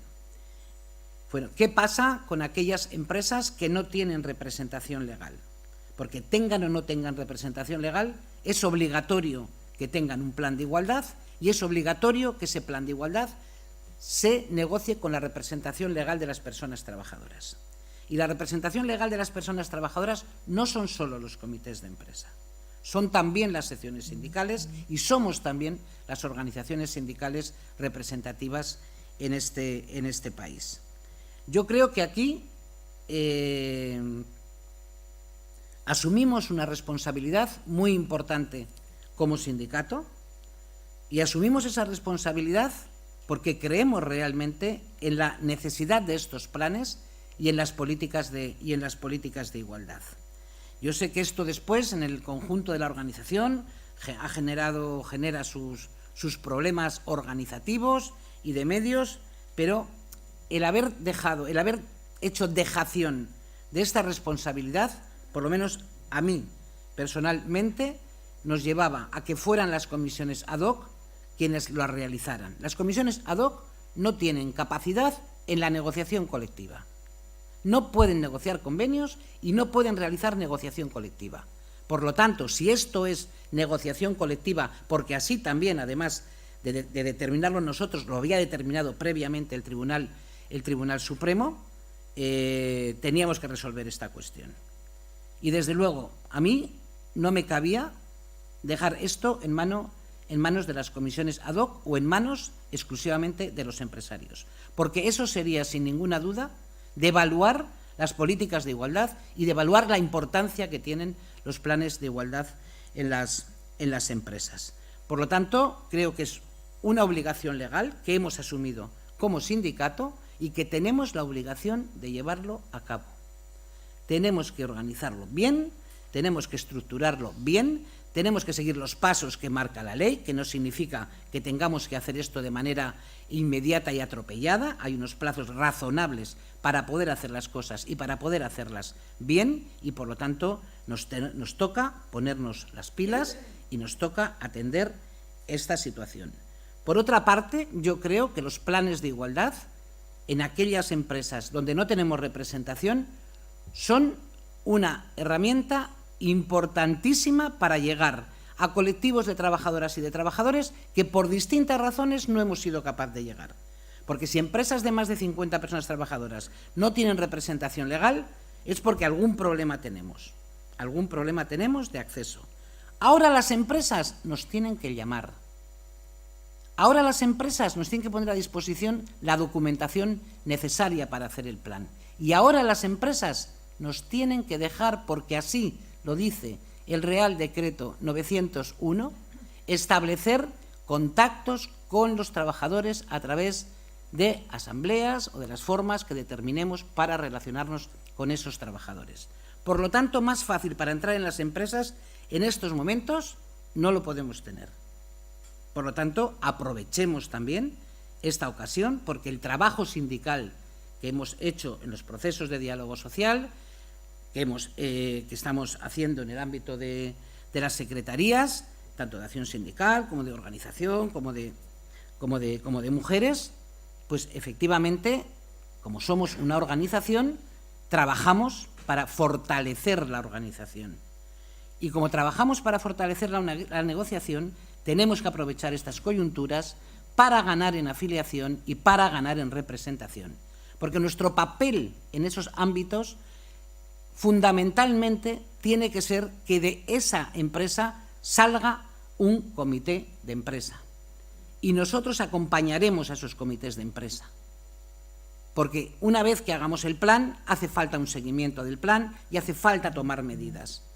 Y en ese sentido, tenemos que intentar convencer de esta importancia a los trabajadores y a las trabajadoras para que realicen elecciones sindicales, que es la mejor forma que tenemos para organizar a las trabajadoras, para organizar este trabajo y también, efectivamente, que eso a su vez sea una vía de afiliación, que vean también la utilidad de los sindicatos, la utilidad del sindicato en el trabajo. Tenemos que tener en cuenta que las comisiones negociadoras, se habla de la representación legal de las personas trabajadoras, dice la norma que tienen que ser paritarias. Por lo tanto, habrá en comités de empresa que habrá personas, que habrá hombres que tengan que salir de esa comisión negociadora para que sean cubiertas por mujeres, para que las comisiones negociadoras, tanto en la parte empresarial como en la parte sindical, sean comisiones paritarias. Y aquellas personas que forman parte de las comisiones negociadoras, aquellas personas que forman parte de las comisiones negociadoras tienen los mismos derechos regulados que cualquier persona que forma parte del comité de empresa. Por lo tanto, esto no es una cosa de... Esto no... Me dice Estíbaliz que me quedan 5 minutos y quiero en esos 5 minutos decir 2 cosas. Y lo voy a buscar porque lo tengo aquí que luego se me olvida. Bien.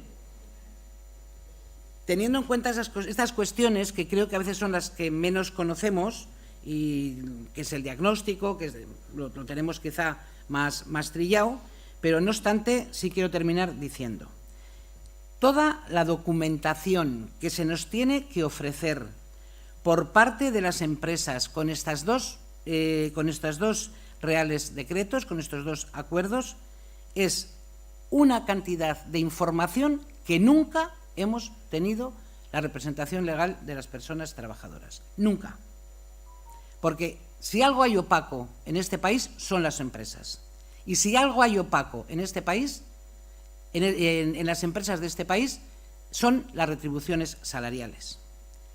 El registro salarial, que nos da una información importantísima de cómo están los salarios de todo el personal, incluidos los altos cargos de nuestra empresa, de todos los conceptos que se perciben más allá de los que marca el propio convenio colectivo, porque sabemos que hay también otra serie de pluses que no están en los convenios, que se pagan a discreción de las empresas, que son uno de los aspectos que generan la brecha salarial en una parte muy importante.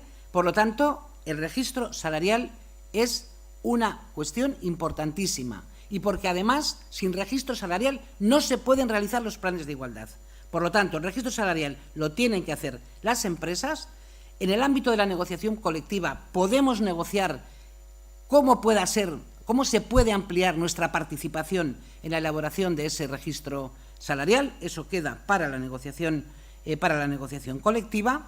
Y, en segundo lugar, deciros que existe ya una herramienta que está colgada en la página del sindicato, que está en el Estatuto de la Mujer, que está negociada entre el Gobierno, aquí sí también las organizaciones empresariales y las organizaciones sindicales, para facilitar esa comprensión del registro salarial.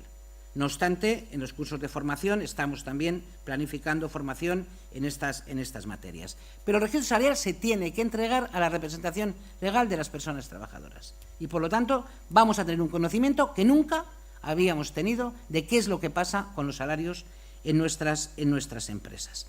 Pero, además, recordar que en el proceso, en el diagnóstico, tenemos que hablar y tenemos que conocer algo tan importante como es los procesos de selección y de contratación que se utilizan en las empresas. Todo con perspectiva de género. Todo tiene que estar detallado. Hombres, mujeres, hombres, mujeres. Tenemos que conocer el tema de clasificación profesional. ¿Dónde se encuentran los hombres? ¿Dónde se encuentran las mujeres? Otro foco fundamental de brecha salarial. La formación. ¿Cómo, de qué manera se establece la formación en las empresas? ¿Quiénes tienen acceso a esa formación? Tenemos que analizar el ejercicio corresponsable de los derechos de conciliación de la vida familiar y laboral. Y esto hay que hacerlo en las empresas donde hay hombres y mujeres, donde solo hay mujeres y también donde solo hay hombres, o en una parte muy importante son hombres o son mujeres.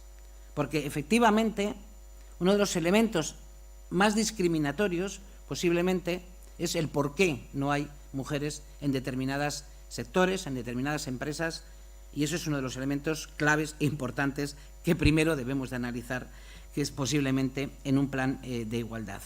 Tenemos que analizar el porqué de la infrarrepresentación femenina. Tenemos que analizar el tema de las retribuciones, y para eso es fundamental, evidentemente, el registro salarial. Tenemos que ver y que analizar la prevención del acoso sexual y del acoso por razón de sexo. Estas cuestiones son importantísimas, no solo para conseguir el objetivo fundamental que tienen los planes de igualdad, que es acabar con la discriminación y con la desigualdad que se da todavía hoy, y todos los parámetros así lo certifican en el ámbito de las empresas. Pero además de ese objetivo, que es el fundamental, insisto, nos da una serie de conocimientos y de recursos para el desarrollo de nuestra acción sindical en su más amplia extensión, importantísima. Y que además estas cuestiones no se limitan aquí. A través de la negociación colectiva podemos ampliar más materias que consideremos necesarias en cada ámbito, en cada empresa. Y ya termino diciendo que los planes de igualdad hay que realizarlos por empresa. Los planes de igualdad no se negocian en el ámbito sectorial. El ámbito sectorial puede plantear más materias para los planes de igualdad, puede plantear medidas que faciliten el desarrollo de los planes, pero los planes se hacen por empresas o por grupos de empresa, no por centros de trabajo. Por lo tanto, las empresas que tienen más de un centro de trabajo tendrán que tener un plan de igualdad, pero el diagnóstico se tiene que hacer en todos y cada uno de los centros de trabajo, porque efectivamente habrá algunos centros que no tengan la misma situación que las otras. Y para saber si los planes tienen que tener un ámbito desglosado para algún centro de trabajo en particular, pues tendremos que conocer a través del diagnóstico, sin ninguna duda, cuál es la realidad que tienen esos centros de trabajo. Por lo tanto, dos herramientas importantísimas para la acción sindical: registro de salarios, planes de igualdad en las empresas. Tenemos que hacerlos, la inspección va a estar ojo a visor, a partir del día 9 ya tendrían que estar hechos los planes de igualdad, no obstante, nunca es tarde, tenemos que constituir las mesas, un plazo de 10 días desde el momento que se llega a las 50 personas trabajadoras. También la propia norma recoge cómo se calculan esas 50 personas trabajadoras no puede ser superior a 4 años y si no se recoge esa vigencia, a los 4 años el plan finaliza.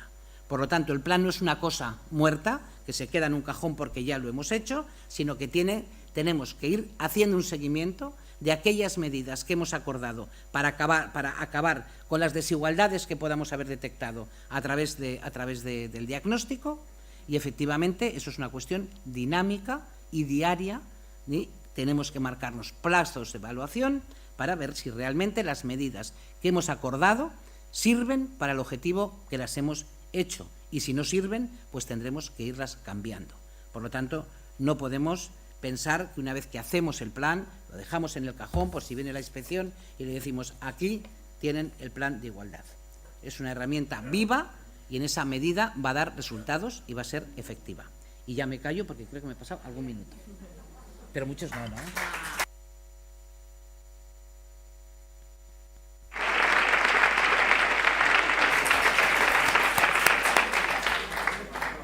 Bueno, Maricruz ha dado en la clave muchos de los elementos y muchas de lo que en el día a día vemos con los planes de igualdad. Vamos a abrir un turno de preguntas por si alguna de vosotras o de vosotros se anima a hacer alguna cuestión, alguna aportación. Sí, sí.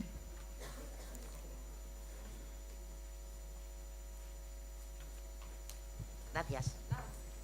Hola. Maricruz, acabas de decir que los datos para elaborar el diagnóstico tendrían que ser por centros de trabajo. Nosotros lo hemos solicitado y nos dicen que no.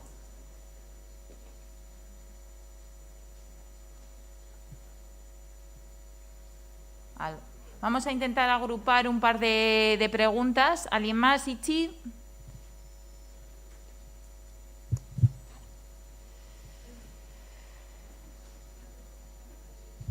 El mío va un poco con mi cargo. Mi pregunta es, estoy totalmente de acuerdo con todo lo que ha dicho Maricruz, la importancia el importante trabajo que tenemos ahora mismo a desarrollar, pero sí me gustaría saber si a nivel confederal se está planteando algún tipo de desarrollo organizativo en materia de igualdad, igual que estamos trabajando en el desarrollo organizativo del sindicalista, de alguna manera para dar cabida a todo este trabajo que nos llega, y sí que es cierto que no ha habido un refuerzo de la organización en esta materia, ni en territorios, ni en sectores, ni federalmente. Quiero decir que al final estamos los mismos haciendo el mismo trabajo con un plus añadido de todo lo que nos está lloviendo. Nos están entrando muchísimas solicitudes de planes de igualdad como sindicato más representativo, allí donde no hay representación, pero es que estamos las mismas personas haciendo lo mismo. Y sí que es cierto que todo esto conlleva que al final apostemos no solo políticamente, sino con material de recursos económicos y humanos dentro de la organización y un plan de desarrollo de quién va a poder cubrir toda esta negociación y posterior seguimiento de todos estos planes y todo este trabajo.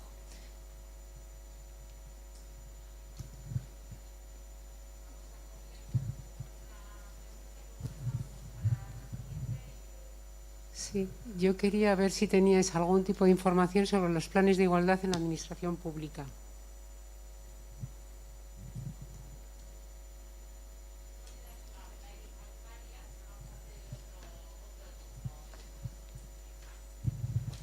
Sí, hola, buenos días. Yo, al hilo de lo que ha preguntado Itziar y la otra compañera, una pregunta práctica, porque el otro día yo estoy elaborando estoy en la comisión negociadora del plan de igualdad de mi administración, y el otro día la empresa colaboradora externa, por ejemplo, nos hizo un comentario que a mí me ha extrañado mucho, de que si en la administración pública no hay obligación de registrar los planes de igualdad, que es lo que dijo la empresa colaboradora en este caso. Y luego, por otro lado, al hilo de lo que pregunta la compañera Itziar, en estas empresas donde no hay representación legal, que se alude a que es una buena herramienta para llegar allí donde hoy por hoy no estamos como organización, ¿qué herramientas o qué armas se puede dar para que esa representación o estas compañeras que tendríamos que estar en el plan de igualdad podamos luego dar información a las trabajadoras y trabajadores de la empresa, porque no tenemos representación legal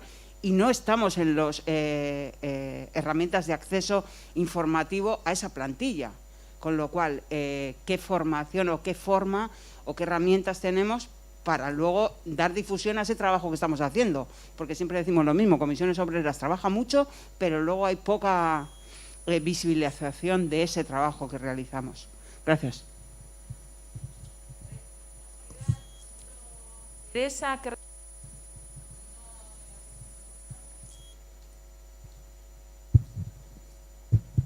Hola, buenos días.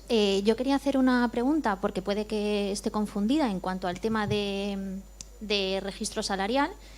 Si no me equivoco, en materia de negociación tenemos derecho a 3 documentos. Uno es el registro salarial, otro es la auditoría salarial y otro es un documento por el que toda persona trabajadora tiene derecho a saber su registro salarial, su salario, a través de la RLT.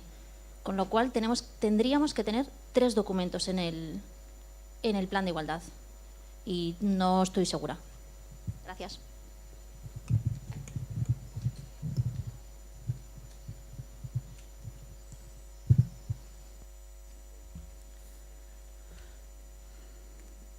Bueno, yo en centros de trabajo, empresas.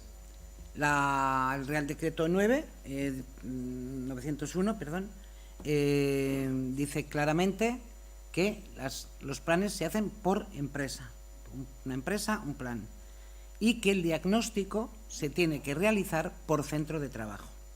Eso es lo que dice la norma en esa materia. O sea, que no confundamos una cosa con la otra. Por lo tanto, el diagnóstico es una cosa y el plan es otra. Pero tenemos que conocer la realidad de todos los centros de trabajo, porque corremos sino el riesgo de que hacemos el diagnóstico en una y no sabemos lo que pasa en los otros centros de trabajo. Que aunque sean de la misma empresa, no tienen por qué tener las mismas condiciones en todo. Por lo tanto, eso es así. Bien, está claro que la asunción legal que hemos adquirido en materia de realización de planes de igualdad tiene que estar ligada al desarrollo organizativo y creo que estamos integrándolo en ese desarrollo organizativo. Pero también tenemos que decir una cosa. Va a haber recursos para la realización de los planes, pero van a ser recursos finalistas. Y por lo tanto, necesitamos tener el planning de trabajo de todas y cada una de las organizaciones. Y en estos momentos no ha llegado ninguno. Por lo tanto, no podemos seguir diciendo, tenemos muchas empresas, tenemos muchos planes, tenemos mucho no sé qué, pero en realidad cuando dices cuántos, no sabemos. Entonces, no podemos trabajar así. No podemos trabajar diciendo, tenemos mucho, pero no sabemos lo que tenemos. No sabemos, tenemos muchos, pero no sabemos si tienen representación legal o si no tienen representación legal. Tenemos muchos, pero no sabemos si en esos muchos que tenemos afiliación o no tenemos afiliación. Y eso hay que hacerlo. Eso es clave para poder actuar y para poder trabajar. Porque la opción aquí no es voy a los que me interesa. Esa no es la opción. Por lo tanto, y las empresas cuando nos llaman han tenido mucho tiempo para hacer los planes y las prisas no nos las pueden meter a nosotras. Porque la responsabilidad de las empresas es haber tenido los planes a fecha de 9 de marzo de este año. Y por lo tanto, tenemos que saber manejarnos con las empresas, pero necesitamos tener esos planes de trabajo bien detallados y bien organizados. Cada federación, en cada territorio, en cada lugar, ¿cuántas empresas tiene de más de 50 personas sin representación que correspondan a cada federación? De esas, ¿dónde tenemos afiliación? ¿Dónde no? ¿Cómo vamos a trabajar? ¿Cómo vamos a diseñar? ¿Cómo vamos a hacer? Y por lo tanto, habrá recursos, pero habrá recursos finalistas y desde luego no va a haber recursos a discreción, porque esto es una organización y los recursos hay que utilizarlos y hay que utilizarlos bien. Y por lo tanto necesitamos organización e introducir el desarrollo de los planes dentro del desarrollo organizativo y, desde luego, tener claro también que esto no es una cuestión de la Secretaría de las Mujeres. Las Secretarías de las Mujeres tienen un papel clave que jugar en esta cuestión y es la de orientar, asesorar, ayudar en la medida de lo posible, valorar si un plan está bien o está mal, las dudas que puedan generar, pero no son las responsables de la negociación de los planes de igualdad propiamente dichos. Esto es una cuestión de acción sindical. Esto es una cuestión de acción sindical. ¿Por qué? Porque es negociación colectiva. Por lo tanto, tenemos que saber diferenciar bien las cosas. Los planes de igualdad en las administraciones públicas. Bueno, a la par que negociábamos nosotros esto, se sacó una cosita que yo creo que es bastante poco concreta en relación a planes de igualdad en el ámbito de las administraciones públicas. Y aunque parezca mentira, pues es uno de los déficits que tenemos. Y es una de las cuestiones, además, que cuando tú negocias con los empresarios y las empresarias estas cosas, el primero que te ponen encima de la mesa es qué pasa con las administraciones públicas. Porque a nosotros nos exigís mucho, pero luego quien realmente debería de dar ejemplo no lo da. Y no lo da en muchas de las cosas, las administraciones públicas. No vamos a hablar de las estabilidades en el empleo, de estas cosas, pero tampoco en planes de igualdad. Tampoco lo da. Por lo tanto, sí hay un acuerdo con las administraciones para desarrollar planes de igualdad en el ámbito de las administraciones. Tengo que decir que ni de largo tiene la concreción y la obligatoriedad que tienen en el ámbito privado, pero que desde luego yo entiendo, vamos, por lo menos por lo que me comunican, también dentro del ámbito de la mesa de diálogo, de la mesa general de diálogo en las administraciones públicas, están tratando estos temas. Yo ahora mismo más nos puedo comentar al respecto, ¿no? Empresas que no hay. Que en las administraciones públicas es que no tienen registro, no tienen un registro habilitado, que era una de las cuestiones que en ese plan deberían de haber acordado, porque el RECON, que es donde se registran los planes de igualdad, es un mecanismo que está habilitado para las empresas privadas y por lo tanto no están, porque los acuerdos en el ámbito de las administraciones públicas se registran en la mayoría de los casos a través de los boletines correspondientes, de los boletines oficiales correspondientes, pero no está claro que esa sea la vía de registro de los planes de igualdad, porque es una de las cuestiones que yo creo que está sin determinar si eso va al boletín o no va al boletín. Porque, ¿qué armas tenemos para dar a conocer? Bueno, yo creo que, si os leéis detenidamente el Real Decreto 901, deja claro que tenemos que tener acceso a la relación con los trabajadores y con las trabajadoras para elaborar un plan.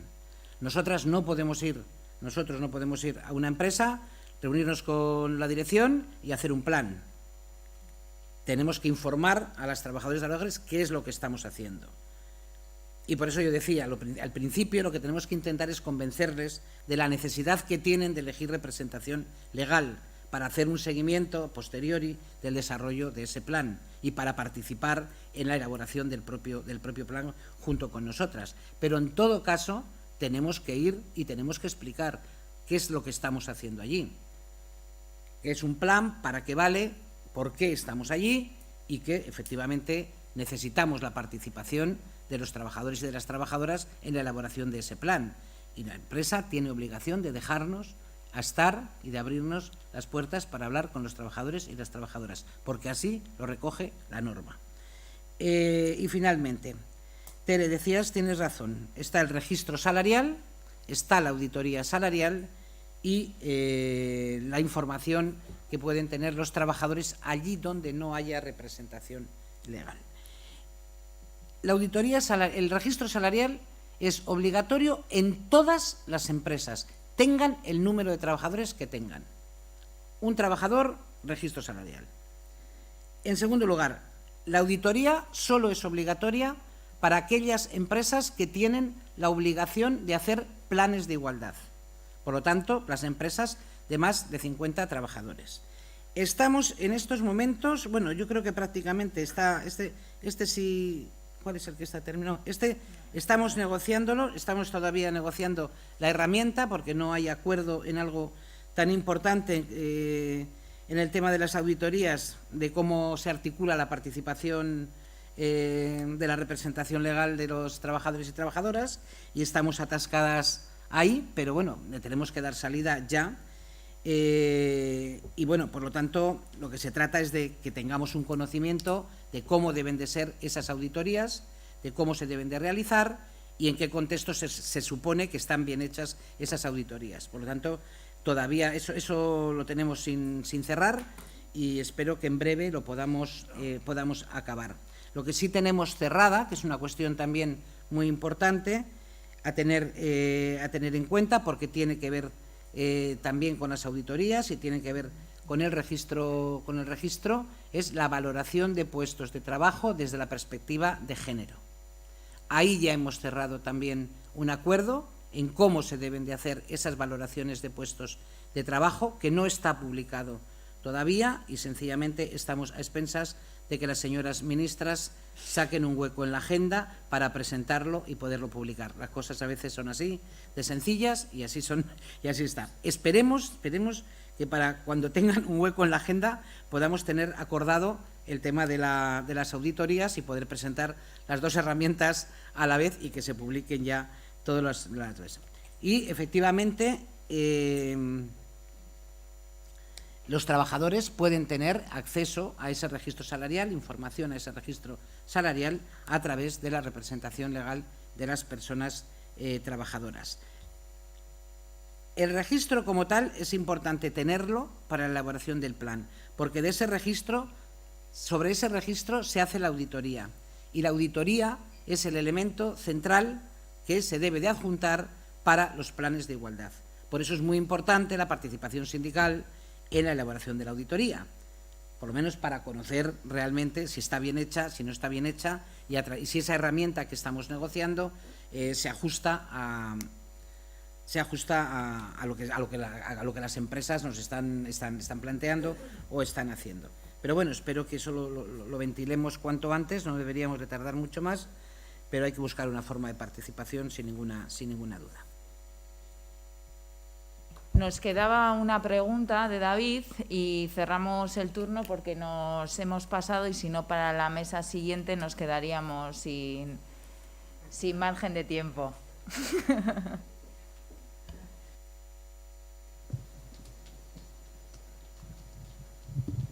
Hola, buenos días. Nada, es muy sencillo. Estamos teniendo problemas en empresas en las que no hay representación legal de las personas trabajadoras con el tema de la hora de acceder a asambleas, con lo que lo has estado hablando hace un momento, ¿vale?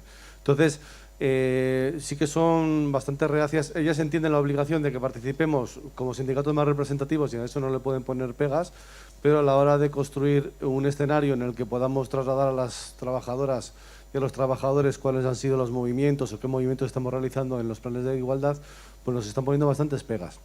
Entonces, era un poquito trasladaros esa inquietud y a ver qué herramientas teníamos en nuestra mano para poder obligar en ese sentido a las empresas y que nuestro trabajo se vea reflejado en ese marco que has comentado, Maricruz, de intentar que tengamos representación en esas empresas en las que no existe.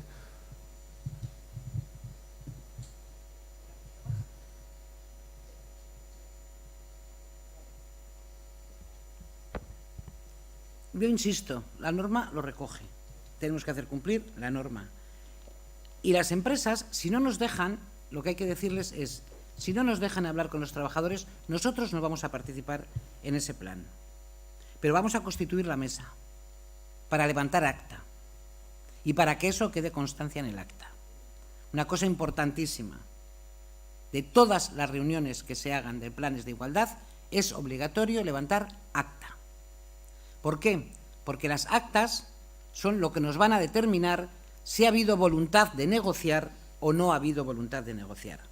Porque los planes de igualdad se registran y el que se registren supone también que están sujetos a la autoridad administrativa. Es decir, que la autoridad tiene capacidad de decidir si ese plan vale o no vale, si lo registra o no lo registra. Y se tienen que negociar y se tiene que negociar de buena fe, que es lo que dice el estatuto y que es lo que dice el Real Decreto. Y por lo tanto, para que nosotros podamos demostrar si se presenta un plan que no ha sido negociado fehacientemente con la representación legal, necesitamos las actas. Porque si tú te han reunido una vez, has constituido la mesa y presentan un plan y dice yo ya me he reunido, bueno, usted tiene que justificar que se ha reunido.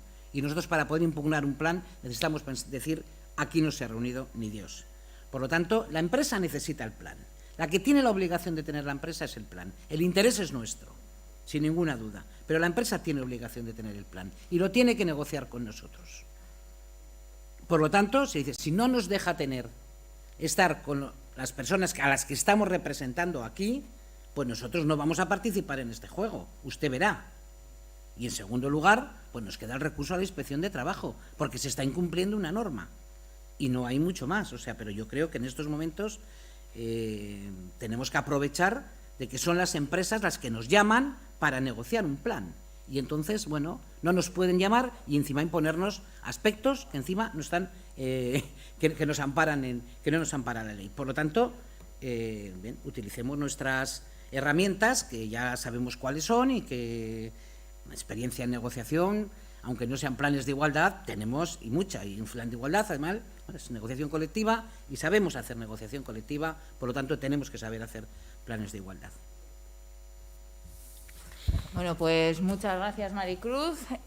Vamos a dar comienzo a la última mesa antes de clausurar.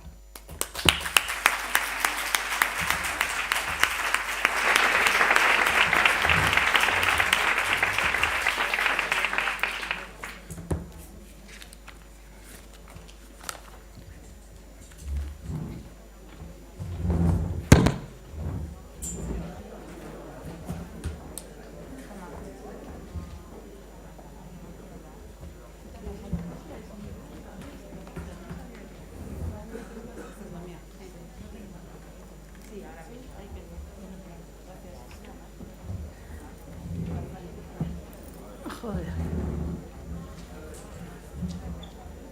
Lo primero que voy a hacer es...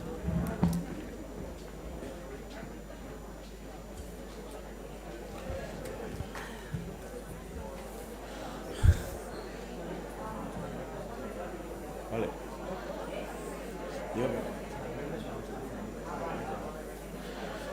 Bueno, buenos días a todas y a todos.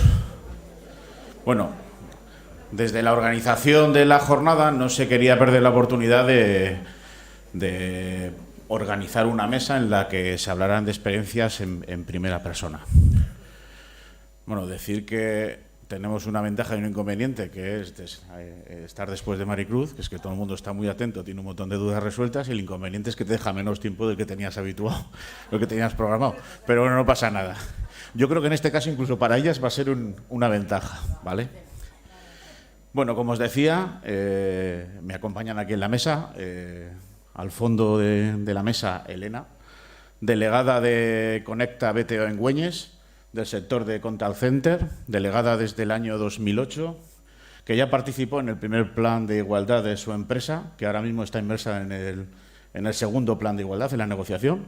Y al lado mío está Maribí, delegada desde hace 3 años de la empresa Euskaltel, que también ha participado en el primer plan de igualdad, en la negociación del primer plan de igualdad. Vaya por delante el agradecimiento por parte de los organizadores y de la organización a que 2 personas que normalmente no están habituadas a hablar en público, pues les hayamos forzado a hacer este esfuerzo. Vamos a intentar ponérselo fácil todos y todas, yo el primero, para que estén lo más cómodas posibles y le hagamos pasar este trago pues de la mejor manera posible. Con agua y con todo.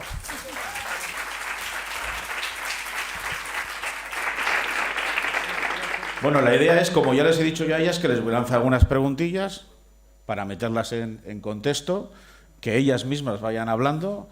Les he dicho que esto va a ser un café, pero sin café, en la que vamos a poder hablar los 3, solo con agua. Y yo voy lanzando la primera pregunta, que más que una pregunta es que le pusierais al resto de la gente en contexto de cuál es la organización y cómo está estructurada vuestra empresa, porque así entenderemos alguna de las cosas que luego nos vais a contar. Entonces, si quieres empezar tú, Elena. Hola. Vale, pues como ha dicho Fran, soy delegada en una empresa que es la puntera en el sector de Contact Center es Conecta. Conecta es una empresa que tiene más de 18.000 trabajadores repartidos en 90 centros de trabajo en España, Marruecos, Portugal, Sudamérica y vamos a comprar también en Italia. Son varias, es un grupo empresarial. La mía, como bien ha dicho Fran, es Conecta BTO. En Conecta BTO somos, a nivel de esa empresa, 6.479 mujeres y 2.471 hombres, 8.950 en total, lo que es un sector, demuestra claramente que es un sector muy feminizado. Bueno, luego entraremos a ver en qué aspectos hay bastantes diferencias en este sector precario en cuanto a condiciones económicas y condiciones laborales. Efectivamente, yo formé parte de la negociación del primer plan de igualdad que se firmó el 27 de enero del año 2017. Fue un plan hecho con mucha prisa porque la empresa quería tenerlo rápido por concesión de unos servicios en la Comunidad de Andalucía. Entonces fue un plan que hay que reconocer que nos faltaron muchos indicadores, muchos datos, que se gestionó de muy mala manera, con unas medidas implantadas, muchas de ellas después de 4 años sin desarrollar, medidas importantes, sí conseguimos algunas, pero bueno, ahora estamos inmersos, hemos hecho ya el seguimiento de este primer plan, con informe desfavorable por parte de todas las secciones que formamos parte de la comisión negociadora, decir que somos el sindicato mayoritario en Conecta, tenemos la mayor representación, por lo tanto, en la mesa negociadora. Y estamos inmersos en la negociación del segundo plan. De hecho, la próxima semana tenemos una de tantas reuniones. Y la principal traba hasta ahora es el conseguir, como ha dicho Maricruz, ese registro salarial. Lo estamos pidiendo desde el principio porque consideramos que han tenido tiempo de prepararlo. Nos van diciendo que están en ello, pero bueno, lo volveremos a reclamar. Y si no, bueno, pues hay medidas con las que tendremos que llegar, aunque no lo queramos. Y bueno, eso para una pequeña introducción. Doy paso a la compañera. La mía va a ser más pequeña. Todavía vamos. Yo trabajo en Euskaltel, es una empresa que yo creo que todos conocéis. Bueno, nosotros la verdad es que la mitad de la plantilla son hombres y la otra mitad somos mujeres. Es verdad que las mujeres están en puestos que están dentro bueno, somos los que estamos dentro de convenio, fuera de convenio la mayoría son hombres y en puestos de responsabilidad hay muy poquita mujer. Por eso lo que hemos hecho también es fomentar dentro del plan de igualdad bueno, pues acciones formativas para el empoderamiento de la mujer. No sé qué contaros más de la empresa, es que al final ya la conocéis todos, así que... somos mayoritarios también en comisiones y bueno, este fue mi primer plan de igualdad. Había entrado hace muy poquito como delegada y bueno, para mí fue un reto porque no tenía ni idea de planes de igualdad, no sabía lo que podíamos pedir. Mi compañero Javi sí es una persona que bueno, pues había peleado por otras cositas dentro de la empresa, había estado metido en otras luchas y bueno, pues con un poco de suerte, con mucha suerte, bueno, estaba Elma de la Federación que nos guió un poquito pues indicándonos las cosas que podíamos solicitar. La empresa lo que hizo fue con el diagnóstico crear un plan, un borrador y sobre ese borrador pues fuimos ampliando bueno, las cuestiones, ¿no? Y los conceptos que teníamos que solicitar. Y bueno, y nada más sobre eso, así que... No, te dejo carrerilla, Maribí, ¿eh? Sí, no hay ningún problema, porque además es que ya me estabas contestando la segunda que os estaba diciendo, sí. Que cómo sentisteis en la propia negociación del plan de igualdad.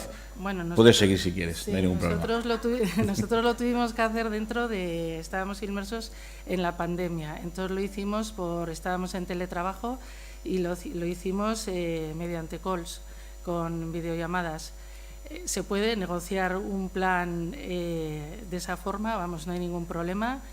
La ventaja para mí, que nunca había luchado y nunca había estado en estos temas, fue que al no tenerles enfrente, pues te atreves a decir todavía más cosas, ¿no? y aunque no les ves la cara que ponen, pero bueno, así que, pero bueno, al final yo creo que para mí fue una ventaja y es verdad que se puede llegar a acuerdos y negociar y bueno, pues fue muy positiva la situación y bueno, como estuvimos, sí. Bueno, yo ahí discrepo un poco. Yo el primer plan de igualdad, como os he comunicado, se firmó en el 17, entonces tuvimos reuniones presenciales en Madrid. Este segundo plan lo estamos haciendo a través de videoconferencias y sí, pues sí, se gestionan, se hacen bien, pero yo prefiero que a todos, en cualquier aspecto, no solo en negociaciones de plan de igualdad, yo creo que el poder hacer una reunión presencial es totalmente diferente. Ves los gestos, ves las expresiones de una manera mucho más clara que a través de una vídeo, aunque sea con cámara. Es mi opinión. A mí lo que sí me chocó mucho fue lo que le cuesta a la empresa lo que nos cuesta convencerles a las empresas sobre cuestiones lógicas y que pensamos que tienen que entrar dentro del plan, ¿no? Que se niegan rotundamente a meterlas e incluso algunas de ellas sin tener un coste para ellos. Y yo creo que lo más importante que yo creo que nosotros tuvimos es que mi compañero Javi y yo éramos un tándem, teníamos las ideas muy claras, íbamos con... nosotros lo hablábamos mucho antes de tener las reuniones y creo que es muy importante que la defensa se haga por los dos y que entre las dos personas a los que vayáis no haya un descuadre, porque si no al final perdemos fuerza y lo que hay que hacer es luchar juntos y bueno, pues sí, ¿no? Hacia adelante. Sí, eso es muy importante. Bueno, pues seguimos en el desarrollo de la negociación y ahí sí que nos podríais contar las medidas que más resaltaríais de cualquiera de los planes de igualdad en los que habéis participado. Bueno, vale, sí, venga, yo sigo. Yo no iba a hablar, así que... Vale, en el marco, bueno, para mí fue muy importante el marco retributivo. Nosotros somos una empresa que no tenemos clasificación profesional, no tenemos categorías, por lo que para ellos es mucho más fácil esconder la brecha salarial. Para ellos, una brecha salarial inferior a un 25% es no tener brecha salarial. Nosotros no estamos de acuerdo con ello. Al final, sobre un sueldo de 1.250 euros, pues es una pasta para todos nosotros, ¿no? El cobrar menos. Y bueno, ahí lo que conseguimos es que se haga una comisión para el análisis de los puestos y de los salarios, para puestos de igual valor. Bueno, ellos es verdad que nunca van a reconocer, o hasta ahora no reconocían los puestos, es decir, para ellos todos los puestos no tienen el mismo valor porque te dicen que unos tienen más responsabilidad de otra. Entonces eso es una pelea que tenemos ahí, que tenemos que ir perfilando. Y luego quedamos en tomar acciones que se acuerden para la corrección de la brecha salarial identificada. Una acción positiva en cuanto al marco retributivo es que durante el periodo de maternidad no penalice para el cálculo de la retribución variable o el bonus, porque antes lo que se hacía en la empresa es que si tú estabas en el periodo de maternidad, pues ya no recibías el bonus ni el variable. Y bueno, en cuanto al marco retributivo, yo no sé si tú quieres añadir alguna cosa. Bueno, nosotros en mi sector sí tenemos categorías profesionales y hay los porcentajes por los datos que nos ha facilitado la empresa, en los niveles más altos hay mayoría de hombres, a pesar de ser una empresa muy feminizada, como he dicho al principio. En los niveles más bajos de teleoperadores, teleoperadoras, gestores, gestoras, ahí sí ganamos por goleada. Y luego otros aspectos a destacar muy breve de todas las áreas que comprenden un plan de igualdad. Decir que, por ejemplo, en el área de formación, cuando la formación es virtual, presencial, hay un mayor número de mujeres que participan, mientras que cuando son formaciones online fuera de la jornada laboral, ese número decae a porcentajes muy bajos. Es algo que hay que preguntarse y qué medidas se pueden tomar. Y luego también en el tema de excedencias lo puedo entender, porque igual al ser nuestro sueldo tan precario, pues la mujer es la que coge más reducciones, más excedencias, me imagino que porque comparando con el sueldo de la otra parte, pues le compensa. Pero en el tema de los permisos retribuidos, que es igual para todos hombres y mujeres, seguimos ganando por goleada. Seguimos pidiendo todos los permisos, cuidados de mayores, cuidados de menores, asistencias a médicos. El teléfono que figura primero en el colegio de nuestros hijos e hijas es el de la madre. Entonces yo sigo reivindicando que esa famosa mochila que cargamos, que a pesar de todas las medidas que podamos lograr en un plan de igualdad, es principalmente la mujer la que tiene que aprender a descargar esa mochila. Yo lo he hablado con compañeras y esta mañana lo comentaba con una compañera que está aquí y decía que ella, cuando por motivos de trabajo tiene que marcharse a Madrid o a cualquier otro sitio, deja preparado lo que su pareja tiene que poner de ropa a los niños. Y, por ejemplo, el decir, mi marido me ayuda, esa palabra es muy bonita en otros muchos ámbitos, pero no es la palabra adecuada aquí. No es ayudar, es colaborar, es participar a partes iguales. Y eso es algo que, como digo, el plan de igualdad ayuda mucho en las medidas, pero es algo que la propia mujer tiene que aprender a delegar, a descargar esa mochila. Y es algo que llevamos muchos años pidiendo, pero que yo, por conversaciones cotidianas con compañeras de trabajo, siguen. Y de hecho el otro día comentábamos, en mi centro de trabajo en Güeñes estamos muy poquitas personas, somos 225 y estaremos como 30, el resto sigue de teletrabajo.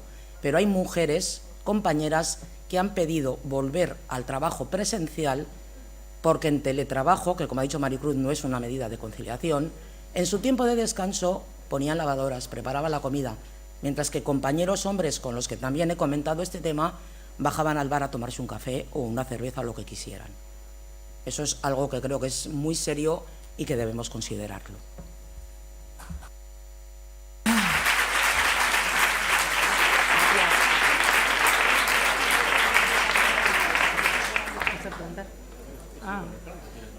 Vale, yo quería también marcar que en el plano de las relaciones laborales lo que hicimos fue, ante las mismas capacidades donde haya menos representatividad de la mujer, favorecer su contratación y elaborar una guía o un código para una selección no discriminatoria y garantizar el conocimiento de este procedimiento por parte del personal de recursos humanos. Solicitamos currículos ciegos, pero nos dijeron que no, eso no nos lo aceptaron. Y en cuanto a la formación y promoción y rotación, pues lo que solicitamos son desarrollar acciones formativas específicas para las mujeres para que se aborde el proceso de empoderamiento. También adaptar los cursos a las personas con reducción de jornada y, si no era posible, compensar las horas. Y una persona que esté con un contrato suspendido por conciliación que pueda participar en la promoción y rotación igual que si estuviese trabajando. En cuanto a la ordenación del tiempo de trabajo, si un recién nacido debía permanecer en el hospital durante mucho tiempo, ampliar el permiso de maternidad sin límite alguno. Y luego conceder permisos retribuidos para tratamientos de reproducción asistida. Otro punto importante para nosotros era la salud laboral y dentro de ello valorar la inclusión de nuevas pruebas teniendo en cuenta la incidencia de patologías según el sexo y la edad, marcadores tumorales, por ejemplo, y licencia o permiso para personas que habían sufrido el acoso por violencia de género, para el proceso judicial y para el tratamiento de las heridas psicológicas. Solicitamos también prohibir los desplazamientos y traslados durante el embarazo, pero no nos lo aceptaron. Y también solicitamos, en caso de riesgo durante el embarazo, la obligación de la empresa de facilitar un puesto de trabajo compatible con su situación, pero tampoco nos la aceptaron. Todas estas cosas que no nos han aceptado, bueno, pues este año empezamos otra vez con la negociación, pues las volveremos a repetir e intentar conseguirlas. Y luego a mí me pareció súper importante el tema del protocolo de acoso. Ahí tuvimos muchas disputas porque no querían que entremos en lo que es la asesoría confidencial, no querían que nosotros estuviésemos en el análisis del proceso y en la investigación, y al final lo que conseguimos es que vetar al director o directora de recursos humanos para que ellos no estuvieran dentro de la asesoría confidencial ni de la investigación. Y bueno, la investigación la hacía el compliance y lo que hemos conseguido es que si el caso viene por la parte social, es decir, la persona que denunciaba lo hacía a través nuestro, podíamos estar dentro del mismo proceso, de todo el proceso. En cambio, si entraba por parte de la Dirección de Recursos Humanos, esta se la tenía que trasladar a la asesoría confidencial. Lo que conseguimos también es que nos pasen, bueno, el detalle y los indicadores y cómo iba la investigación. Y bueno, lo que queríamos era garantizar la transparencia, ¿no?, y la rigurosidad de la investigación, porque ya sabéis que las empresas estos casos los suelen esconder. Y bueno, yo ya he terminado por mi parte. Y yo también muy breve en cuanto a medidas que conseguimos en esa negociación del primer plan de igualdad. Nosotros conseguimos que de las 35 horas médicas que tenemos, el primer año 15 se pudieran destinar para acompañamientos a médicos a mayores de 65 y menores de 12 años. Y ya luego, a partir del segundo año, a partir del año 2018, las 35 horas médicas las podemos utilizar. Ahora queremos, bueno, nosotros en Güeñes, por acuerdo particular hecho por comisiones con la anterior empresa, en esas 35 horas médicas nos permite, son tanto para horas de Osakidetza como de médicos privados, cosa que no ocurre con el resto de centros de Conecta. Luego también tenemos la adaptación, flexibilidad horaria para la adaptación de los niños y niñas en los primeros años. También conseguimos aumentar el descanso en las mujeres embarazadas a partir de… Ahí tuvimos discusión. La empresa quería a partir de la semana 24 y conseguimos a partir de la semana 22. Y también eliminar los turnos partidos llegados a una cierta semana de embarazo, que desgraciadamente tenemos muchos turnos partidos de 2 horas y 1 hora en el medio. Y bueno, otra medida también fue… Ay, ahora me he quedado en blanco. ¿Sí?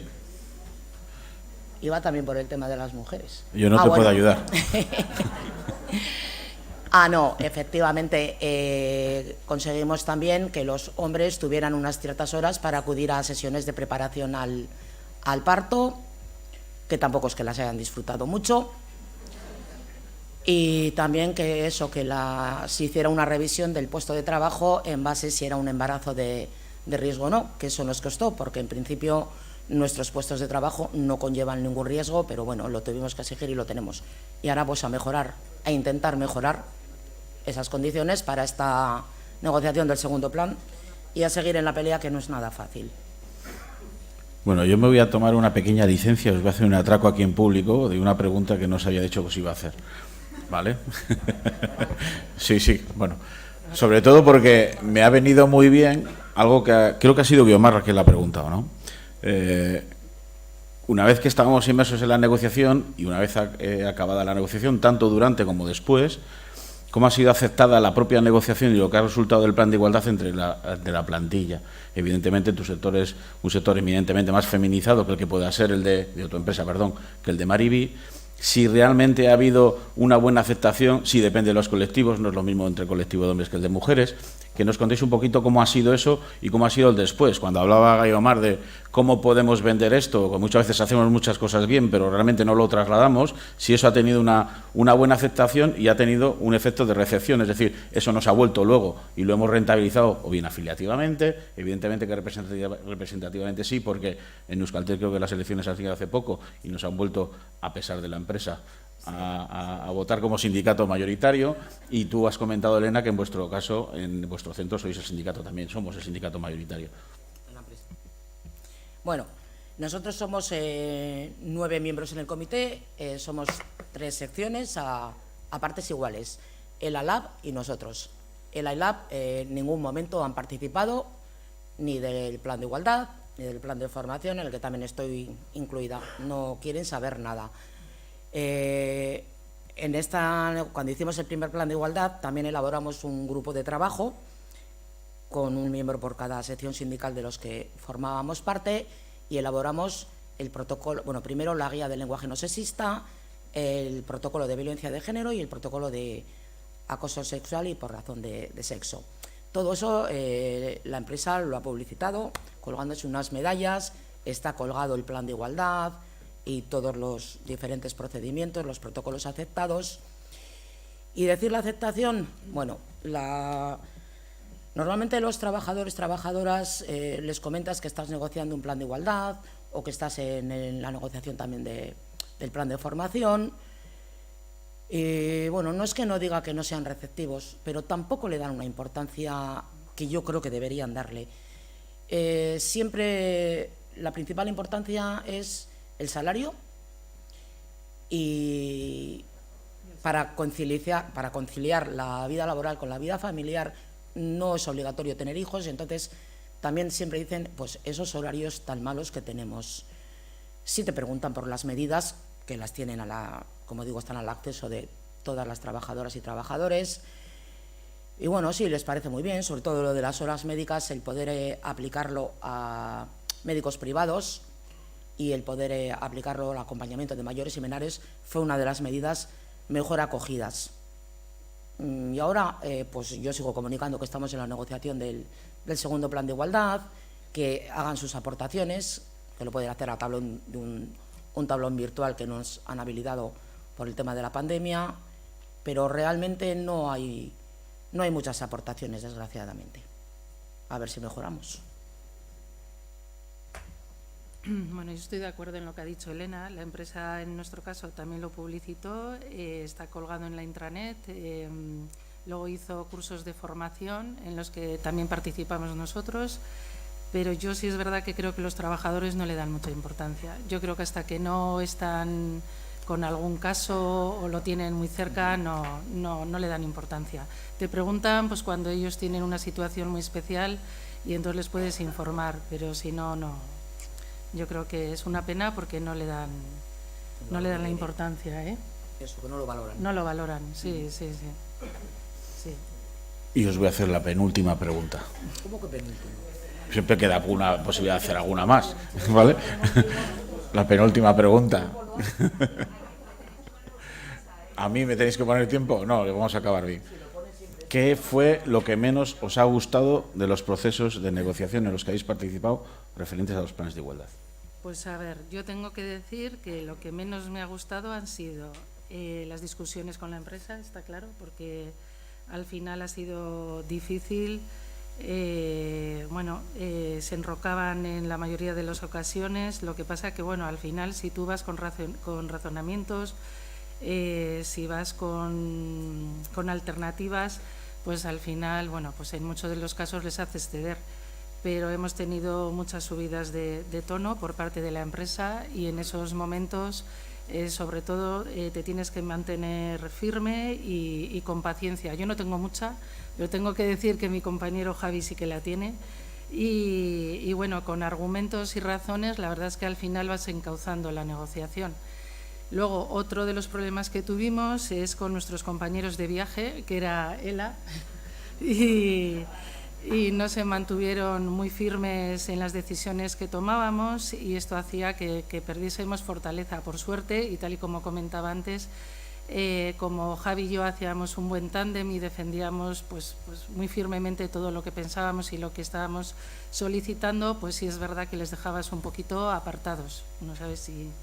Y bueno, y luego también lo que nos pasó es que la consultora que acompañaba a la empresa y que estaba pagada por ella, por la empresa, veía nuestro esfuerzo y en varias ocasiones off the record nos reconocía el mérito que, dentro de la negociación y, al final la chica tampoco se explicaba muchas de las situaciones que estaba sufriendo con la empresa.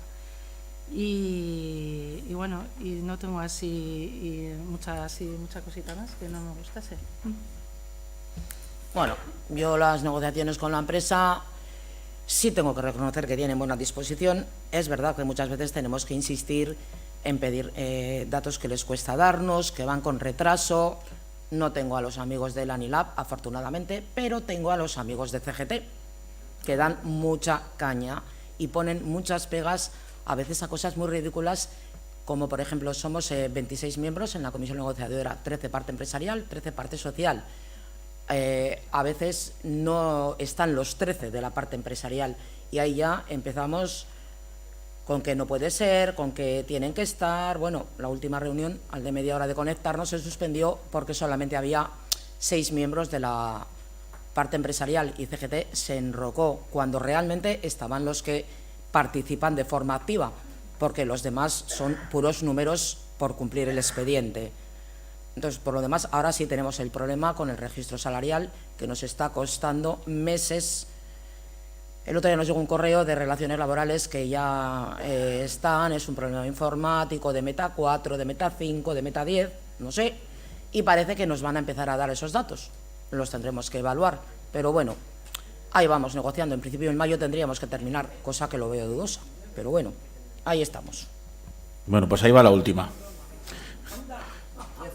Sí, claro, voy a abusar un poco. Ahora imagínate que todas las personas que están allí las tuvierais que convencer de cuál es la importancia y por qué tienen que negociar un plan de igualdad. ¿Qué diríais? Bueno, pues yo diría que un plan de igualdad es una herramienta sindical muy buena contra el acoso, prevención de riesgos laborales. Desde una perspectiva de género, creo que es una de las mejores herramientas para conseguir mejoras para la totalidad de las plantillas de trabajadores y trabajadoras.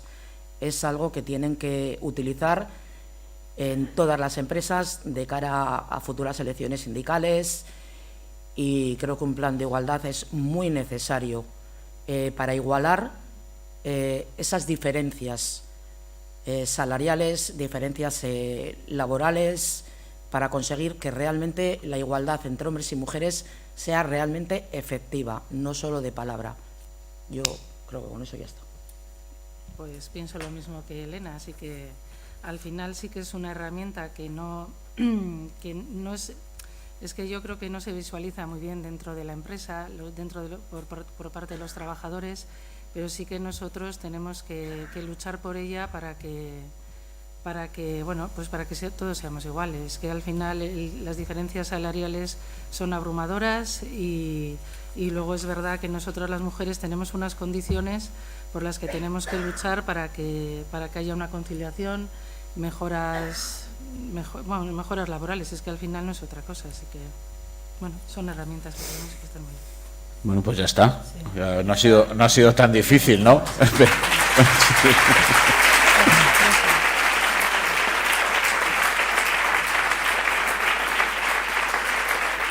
Bueno, muchas gracias a las dos. Yo sé que no es difícil para personas que no están acostumbradas a ponerse delante del público, lo habéis hecho muy bien, ¿eh? Yo quiero hacer un agradecimiento. No, pero escucha, no es fácil tampoco para los que supuestamente estamos o dicen que estamos habituados a ponernos delante de un micro, ¿eh? Bueno, yo creo que no me he presentado y he dado por hecho que todo el mundo me conocía, me he dado cuenta ahora. Yo soy Fran Osuna, secretario de Acción Sindical de la Confederación Sindical de Comisiones Obreras de Euskadi, y sí que quería solo decir dos cosas, no son muy largas, ¿vale? La primera, y me quedo con la frase que ha comentado Pilar, te la voy a robar, ¿eh? Los planes de igualdad no deben ser el hermano pobre de la negociación colectiva, esa me la he apuntado en rojo, o la hermana, vale, bien. Yo como digo, los planes, por eso digo, no deben ser el hermano o la hermana pobre de la negociación colectiva. Yo sí que tenía apuntado algo y se me ha adelantado, Cruz, no habíamos hablado, pero se me ha adelantado, esto no es algo de mujeres para las mujeres, lo tenía apuntado. No dejemos que nadie ocupe espacios que hemos conquistado. Sinceramente, esto es un logro de la Mesa de Diálogo Social, es un esfuerzo brutal, lo ha apuntado Esti, que si alguien ha apostado por encima de los demás ha sido Comisiones Obreras, que este espacio, si no lo reforzamos porque conquistarlo lo hemos conquistado, las gentes de Comisiones Obreras lo van a ocupar y lo están ocupando ya otras organizaciones que no creen ni en el diálogo social ni tampoco creen en lo que se acordó. Tenemos un trabajo ingente por delante, alguien ha comentado el tema de los recursos. Tenemos que trabajar con partitura, tenemos que trabajar con cosas concretas que vayamos a hacer Es mucho el trabajo que tenemos que hacer, es evidente, pero yo creo que los resultados y la herramienta que se ha negociado es una herramienta muy potente de acción sindical, de entrada en las empresas donde no tenemos representación, de reforzar los espacios en donde sí tenemos representación, y tenemos que empezar a salir de esquemas clásicos de la negociación colectiva, lo decía la ponente Pilar.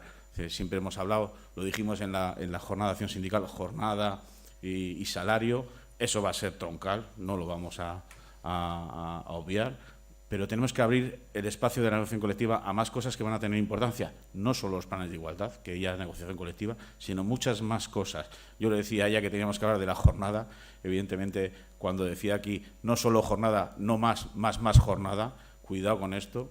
Cómo incidimos en la organización del trabajo a través de esta negociación, que eso es importante y es una disputa. No olvidemos que la organización del trabajo es competencia única, exclusiva, según el estatuto de la empresa. En la medida que seamos capaces de disputar la organización del trabajo, haremos muchas cosas. Tenemos mucho curro por delante, ánimo, y yo creo que la experiencia y lo bonito pues son ejemplos como los que tenemos aquí de Elena y de Mariví. Vale.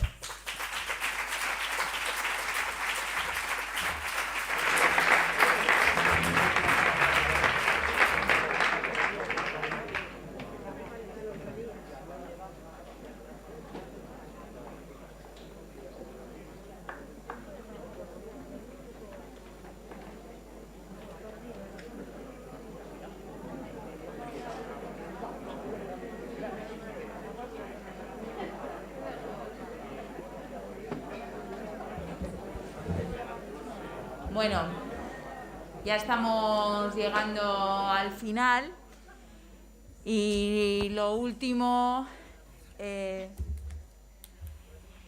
y muchas veces las clausuras son lo que menos escuchamos y lo primero y lo final es tan bueno, el primer plato como el postre, para gustos, ¿no? Antes de cederle la palabra a Loli García, nuestra secretaria general, agradecer a todas las personas que han participado en desde esta mesa, agradecerles, uno, porque ponerse ante vosotras y vosotros no es fácil, porque las cosas que nos han contado y nos han trasladado son la gasolina para avanzar en el trabajo del día a día, porque esta jornada no la hacemos para rellenar el espacio de que es 8 de marzo y hay que hacer algo, sino es porque esto entra en nuestra hoja de ruta como organización sindical. Y por eso agradecer a las personas desde Pilar, a Maricruz, a Mariví y a Elena, y a las personas que también las han acompañado en la mesa, que muchas veces no se agradece, que es a Yone y a Fran, por haber estado aquí trasladándonos cómo tenemos que seguir con esto que se llaman planes de igualdad. Creo que ha quedado claro a lo largo de toda la jornada que tenemos por delante mucho trabajo, que tenemos en nuestras manos una herramienta muy potente y que sobre todo tenemos que tener en cuenta que nos tenemos a nosotras y a nosotros para hacerla. Y porque nadie de esta organización se tiene que sentir solo en hacer esto, en practicar, ¿no? Porque esto es una cosa que se practica, ¿no? Por eso cuando preguntaba Fran a las compañías cómo te encuentras al principio, pues no te vas a encontrar al principio igual que al final. Pero es que si no nos ponemos en marcha, pues poco vamos a decir. Para finalizar, voy a haceros un recordatorio que seguro que Loli además hace incidencia, y es que hoy es 4 de marzo, pero el 8 de marzo es el martes que viene. Como todos los años, apoyamos las movilizaciones que convoca el movimiento feminista, y para que estéis atentas y atentos y acudáis a las convocatorias, me las he apuntado porque como en cada sitio es una hora diferente y un sitio cada año distinto, pues a las 7:30 será en Bilbao y saldrá como en los últimos años desde el Sagrado Corazón. En Gasteiz será a las 7 y saldrá desde San Antón. y en Donosti saldrá a las 6:30 desde el túnel del Antiguo. Tenemos que participar como venimos participando en estas movilizaciones de siempre. Así que animaros a participar de un modo activo en las mismas y agradecer a mi compañera de mesa que finalice y cierre esta jornada, y a vosotras y a vosotros por haber participado en ella. Es que ricasco.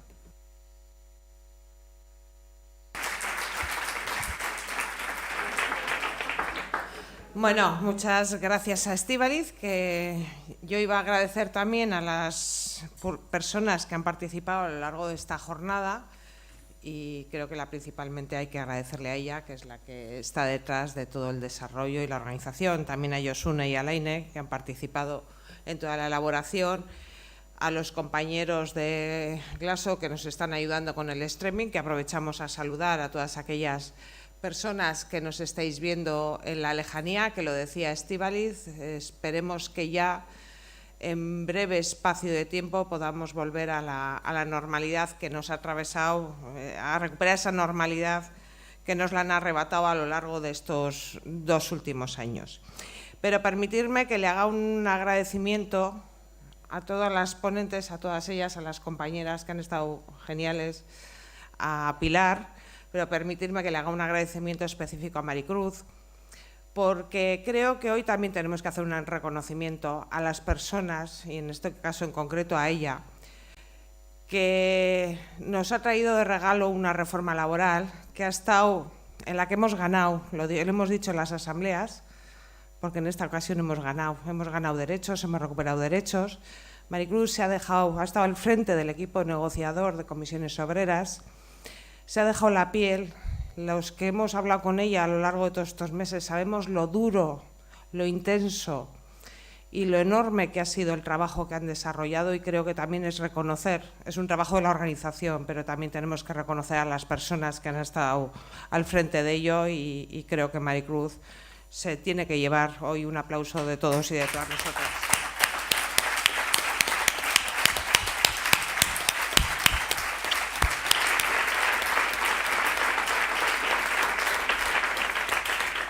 Bueno, antes de hablar de algunas cositas, voy a intentar ser breve. Antes de hablar de algunas cositas, permitirme hacer un paréntesis. Hoy empezaba Estíbaliz pidiéndonos un minuto de silencio. Creo que debemos mostrar de manera clara y rotunda nuestra más enérgica condena a la invasión de Ucrania por parte del ejército, por parte de Rusia.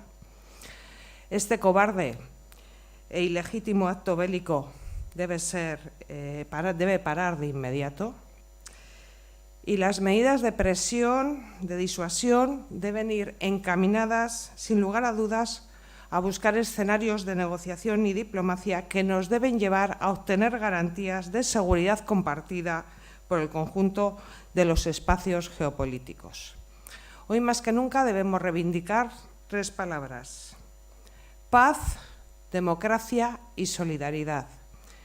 Y en este sentido os animo a todos y a todas a que participéis en las concentraciones que hoy el sindicato convoca también junto con otras organizaciones y colectivos. Os voy a decir también los sitios: en Bilbao, en el Arriaga a las 7, en Gasteiz, en Andramari Suria a las 7 y en Donostia, en el Boulevard a las 7. Como digo, concentraciones que bajo el lema de Paz para los Pueblos, Guerra Ariqués, el sindicato apoya y convoca junto con otros colectivos. Bueno, y dicho esto, vamos a hablar de lo que hoy nos toca, ¿no?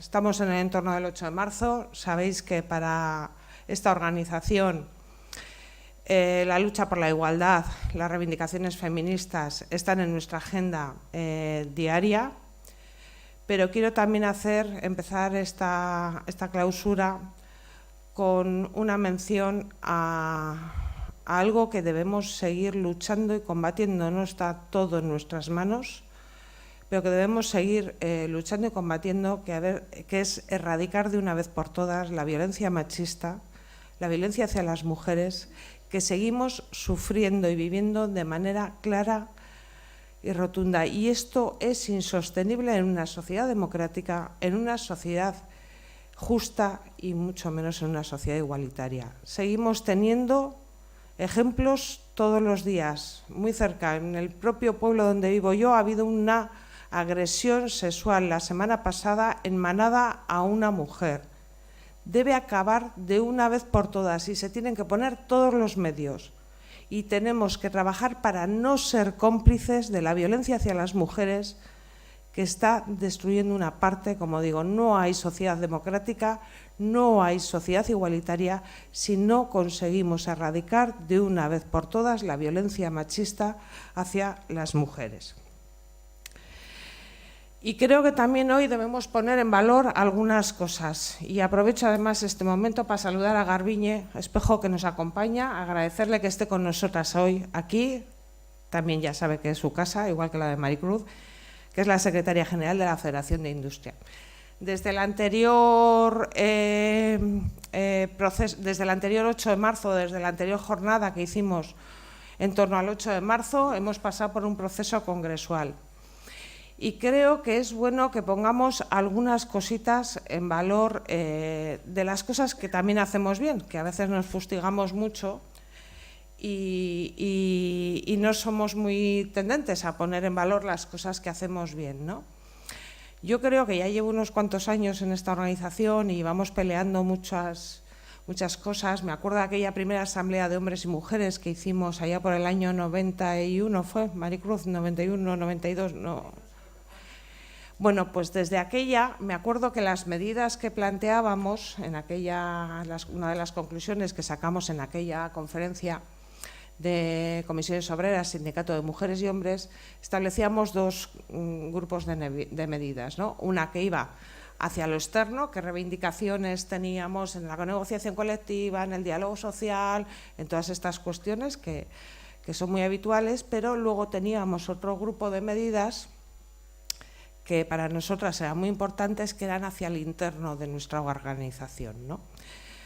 Partíamos en aquellos años de una organización muy masculinizada, en Euskadi mucho más, porque teníamos un tejido productivo muy industrial y veníamos de espacios, pues como digo, muy masculinizados, y nuestra organización estaba también atravesada pues por estas cuestiones que teníamos en la sociedad, ¿no? Pero hemos trabajado mucho. Veníamos de una afiliación de mujeres, si no recuerdo mal, en aquellos años en torno al 21-23% de porcentaje de mujeres en nuestra organización afiliadas, y no os voy a contar el número de mujeres que había en órganos de dirección, en puestos de responsabilidad en aquellos años, ¿no? Bueno, pues hemos avanzado mucho, todavía nos queda camino por recorrer, pero hemos avanzado mucho y esto es lo que digo que debemos poner mérito. Cerramos este proceso congresual con medidas muy importantes. Una de ellas la ha comentado Maricruz, lo del sindicato feminista, que esto no es una palabra vacía, es una palabra a la que nosotros y nosotras le hemos dotado de contenido a lo largo de nuestra acción sindical y de nuestra actuación el día a día.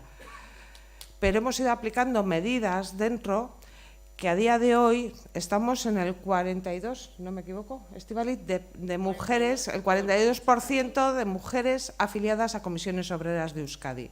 Y fijaros, desde esa 21-23% a donde hemos llegado. Pero hemos conseguido direcciones en el conjunto de la organización paritarias o casi paritarias, estableciendo medidas que hemos planteado a lo largo de todos estos años.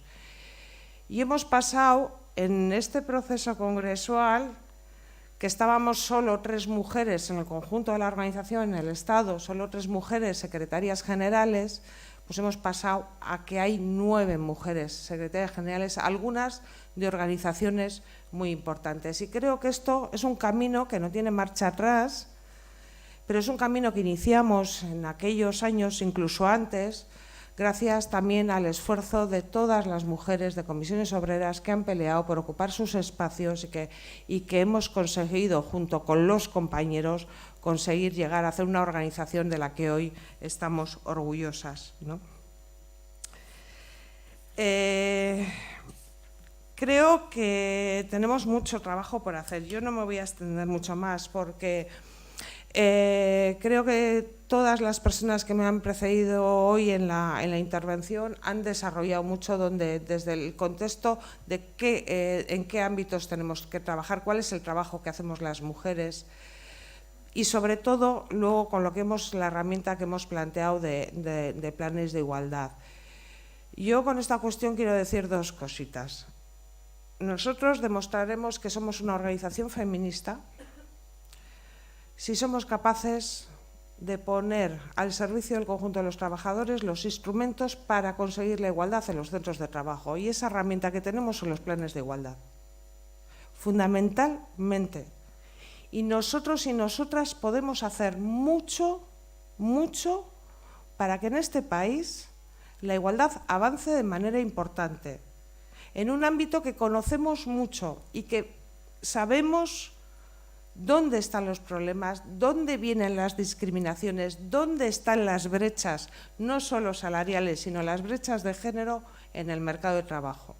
Y tenemos un instrumento muy potente, que son los planes de igualdad, fruto también del trabajo de la negociación, porque no es solo la ley, sino el valor que tienen los dos reglamentos de los que ha hecho mención Maricruz, que nos dan herramientas con mucha capacidad para negociar, que Maricruz las ha explicado muy bien hoy. Y el trabajo que hagamos, que seamos capaces de hacer en los planes de igualdad y en extender los planes de igualdad, va a ser el mejor ejercicio que esta organización puede hacer para conseguir avanzar en la igualdad entre hombres y mujeres en este país. Y esa es nuestra responsabilidad, y no quiero asustar a nadie, pero esa es nuestra responsabilidad, porque es acción sindical, porque esto no es cosa de las mujeres y porque somos un sindicato feminista de hombres y mujeres y todos tenemos que ponernos a trabajar en ello. Y con esto algunas cosas hemos venido haciendo a lo largo de todos estos años. Esti lo sabe bien porque le ha tocado a ella liderar un poco todo este trabajo. Venimos intentando, esto del desarrollo organizativo, no sé si llamarlo así, venimos intentando coordinar, hacer trabajos de coordinación el conjunto de las organizaciones en Euskadi. Desde la planificación de los planes de trabajo, que Maricruz lo planteaba, la planificación interna nuestra del trabajo que tenemos que hacer, hasta el intento que hemos hecho de crear un grupo de trabajo específico que llevamos, que no lo hemos conseguido cuajar del todo, ¿verdad? Es un debe que tenemos ahí, que no hemos conseguido, pero aportando recursos desde todas las organizaciones, desde compañeras y compañeros, compañeras fundamentalmente, que tienen una amplia experiencia y de trabajo en la elaboración de planes de igualdad, aportar un grupo desde todas las organizaciones para que este pueda ser un instrumento también de desarrollo y extensión para el conjunto de las organizaciones, pero también para aquellos ámbitos donde no hay representación sindical y tenemos capacidad de trabajar. Yo os animo, nos animo a todos a que esto sigamos en ello y lo pongamos en marcha. Y mirar, llevamos mucho tiempo trabajando, más allá de los planes de igualdad, hay que hablar de otras cosas. Porque lo ha dicho Maricruz también, llevamos 2 años de acuerdos importantes en el Estado, pues son más potentes, pero también en Euskadi. En Euskadi hemos alcanzado algunos acuerdos en el marco del diálogo social, que aquí en este país ya sabéis que está tan cuestionado por aquellos que no quieren participar, pero que tiene valor. Porque hemos alcanzado algunos acuerdos en materia de igualdad que tienen mucha importancia y que algunos nos van a ayudar también al desarrollo, y estamos ahora en el desarrollo de esos acuerdos, que es que en el propio Consejo de Relaciones Laborales pueda jugar un papel de asesoramiento, de mediación y de ayuda a aquellas negociaciones de planes de igualdad cuando se enquisten, que no son pocas las veces que ocurre, y lo sabemos y lo sabéis vosotros y vosotras más que nadie cuando estamos negociando estas cuestiones. Y creo que son instrumentos que van a tener mucha utilidad. Pero como decía, venimos de un marco de acuerdos en el ámbito del diálogo social que tienen mucha importancia. Y lo ha dicho Maricruz, todos los acuerdos que hemos alcanzado tienen una clara visión de género y una clara transversalidad de las políticas que este sindicato. Y ahí es también donde vamos a demostrar y donde estamos demostrando cuál es la apuesta de esta organización. Me refiero, Maricruz lo ha dicho, en torno a la reforma laboral. Estíbaliz daba los datos esta mañana. ¿Dónde están las mujeres fundamentalmente en el mercado de trabajo? Y los niveles de temporalidad y de precariedad y de desempleo fundamentalmente afectan a mujeres. Y en la medida, lo hemos dicho a lo largo de estas semanas, en la medida que hemos hecho un trabajo que va a atentar contra los principales problemas del mercado de trabajo, que son la temporalidad, la recuperación del poder colectivo, de la negociación colectiva para los trabajadores y las trabajadoras, y limitar la posibilidad de la externalización de costes y de riesgos por parte de las empresas, esas tres cuestiones inciden directamente en la mejora de derechos de las mujeres en el mundo del trabajo. Pero además tenemos la subida del salario mínimo interprofesional, que también en este caso afecta fundamentalmente a mujeres y afecta a un colectivo de trabajadoras que vamos a seguir peleando por intentar regular y mejorar y acabar con esta normativa de semiesclavitud que tiene, que es la regulación específica de las trabajadoras de hogar. Y el salario mínimo interprofesional afecta de lleno a todas estas trabajadoras que están bajo este sistema. Pero no solo eso, sino que sabéis que gracias a la presión que hemos estado haciendo, en Europa recientemente han recriminado al Gobierno porque el régimen de empleadas de hogar es discriminatorio, porque no tienen ni siquiera derecho a desempleo. Y ya tenemos un compromiso, gracias también a nuestro esfuerzo, a que eso vamos a sentarnos a cambiarlo y a modificarlo. O sea, que hay cuestiones que tienen mucha importancia. Y para terminar, dejarme decir algo con esto del mundo de los cuidados. Mirad, no podemos permitirnos el lujo de algo que ya veníamos planteando de manera muy clara desde hace muchísimos años. Las mujeres, creo que desde siempre, esto de el valor del trabajo reproductivo, el valor de los cuidados, el papel que esto supone en la economía de un país, que no se contabiliza, porque como lo hemos hecho gratis siempre, pues no se contabiliza. De esto que venimos diciendo desde la teoría, desde hace mucho tiempo, pues bueno, creo que hay que ponerlo en la práctica también. Y aquí la pandemia ha puesto en evidencia muchas cosas en este país y ha roto muchas costuras de muchas cosas en este país, ¿no? Los servicios públicos y el papel que tienen que tener los servicios públicos, que no lo podemos obviar. No se puede pasar de aplaudir a las 8 de la tarde y ahora como si aquí no hubiera pasado nada, ¿no?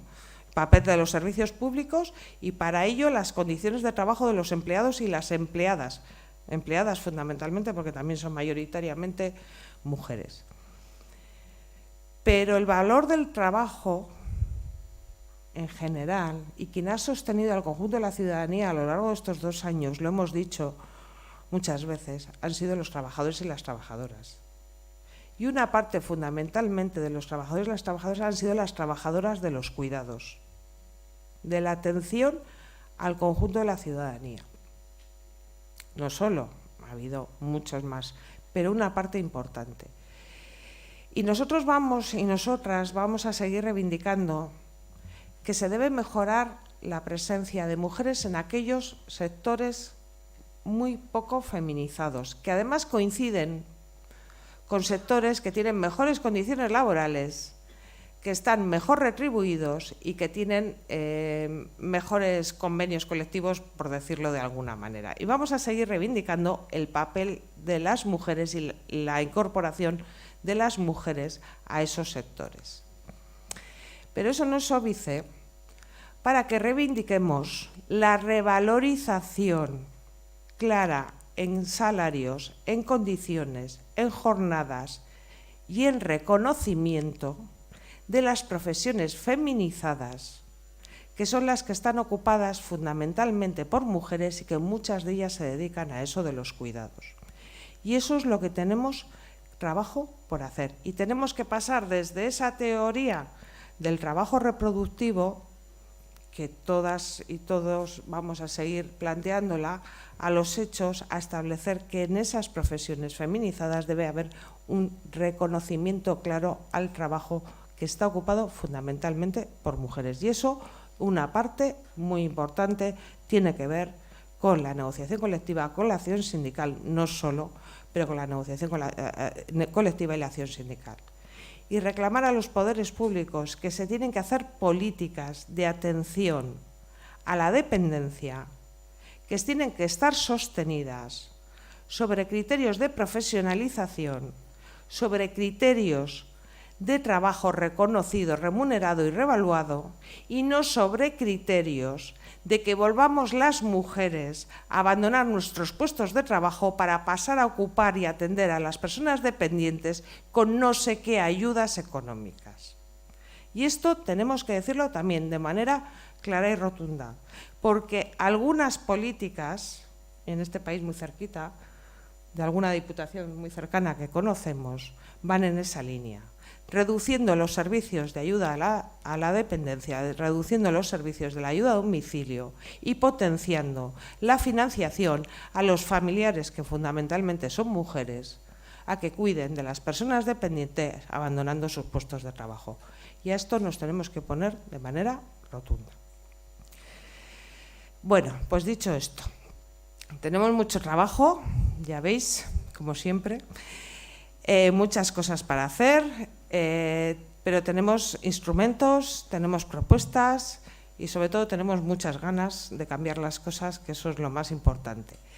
Animaros a todas y a todos a participar en las movilizaciones del día 8. Sabéis que para nosotros el día 8 es un día más, pero es un día de reivindicación y de ocupar las calles y de reivindicar todo esto que hemos planteado.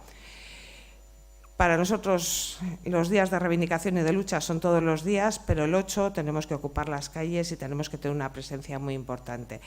Muchas gracias a todos y a todas y permitirme también que haga un agradecimiento especial a nuestra ESTI por el desarrollo también de esta jornada. Gracias. Bueno, lo único, vamos a acabar con algo, ¿no? ¡Gora Borroka feminista! ¡Gora!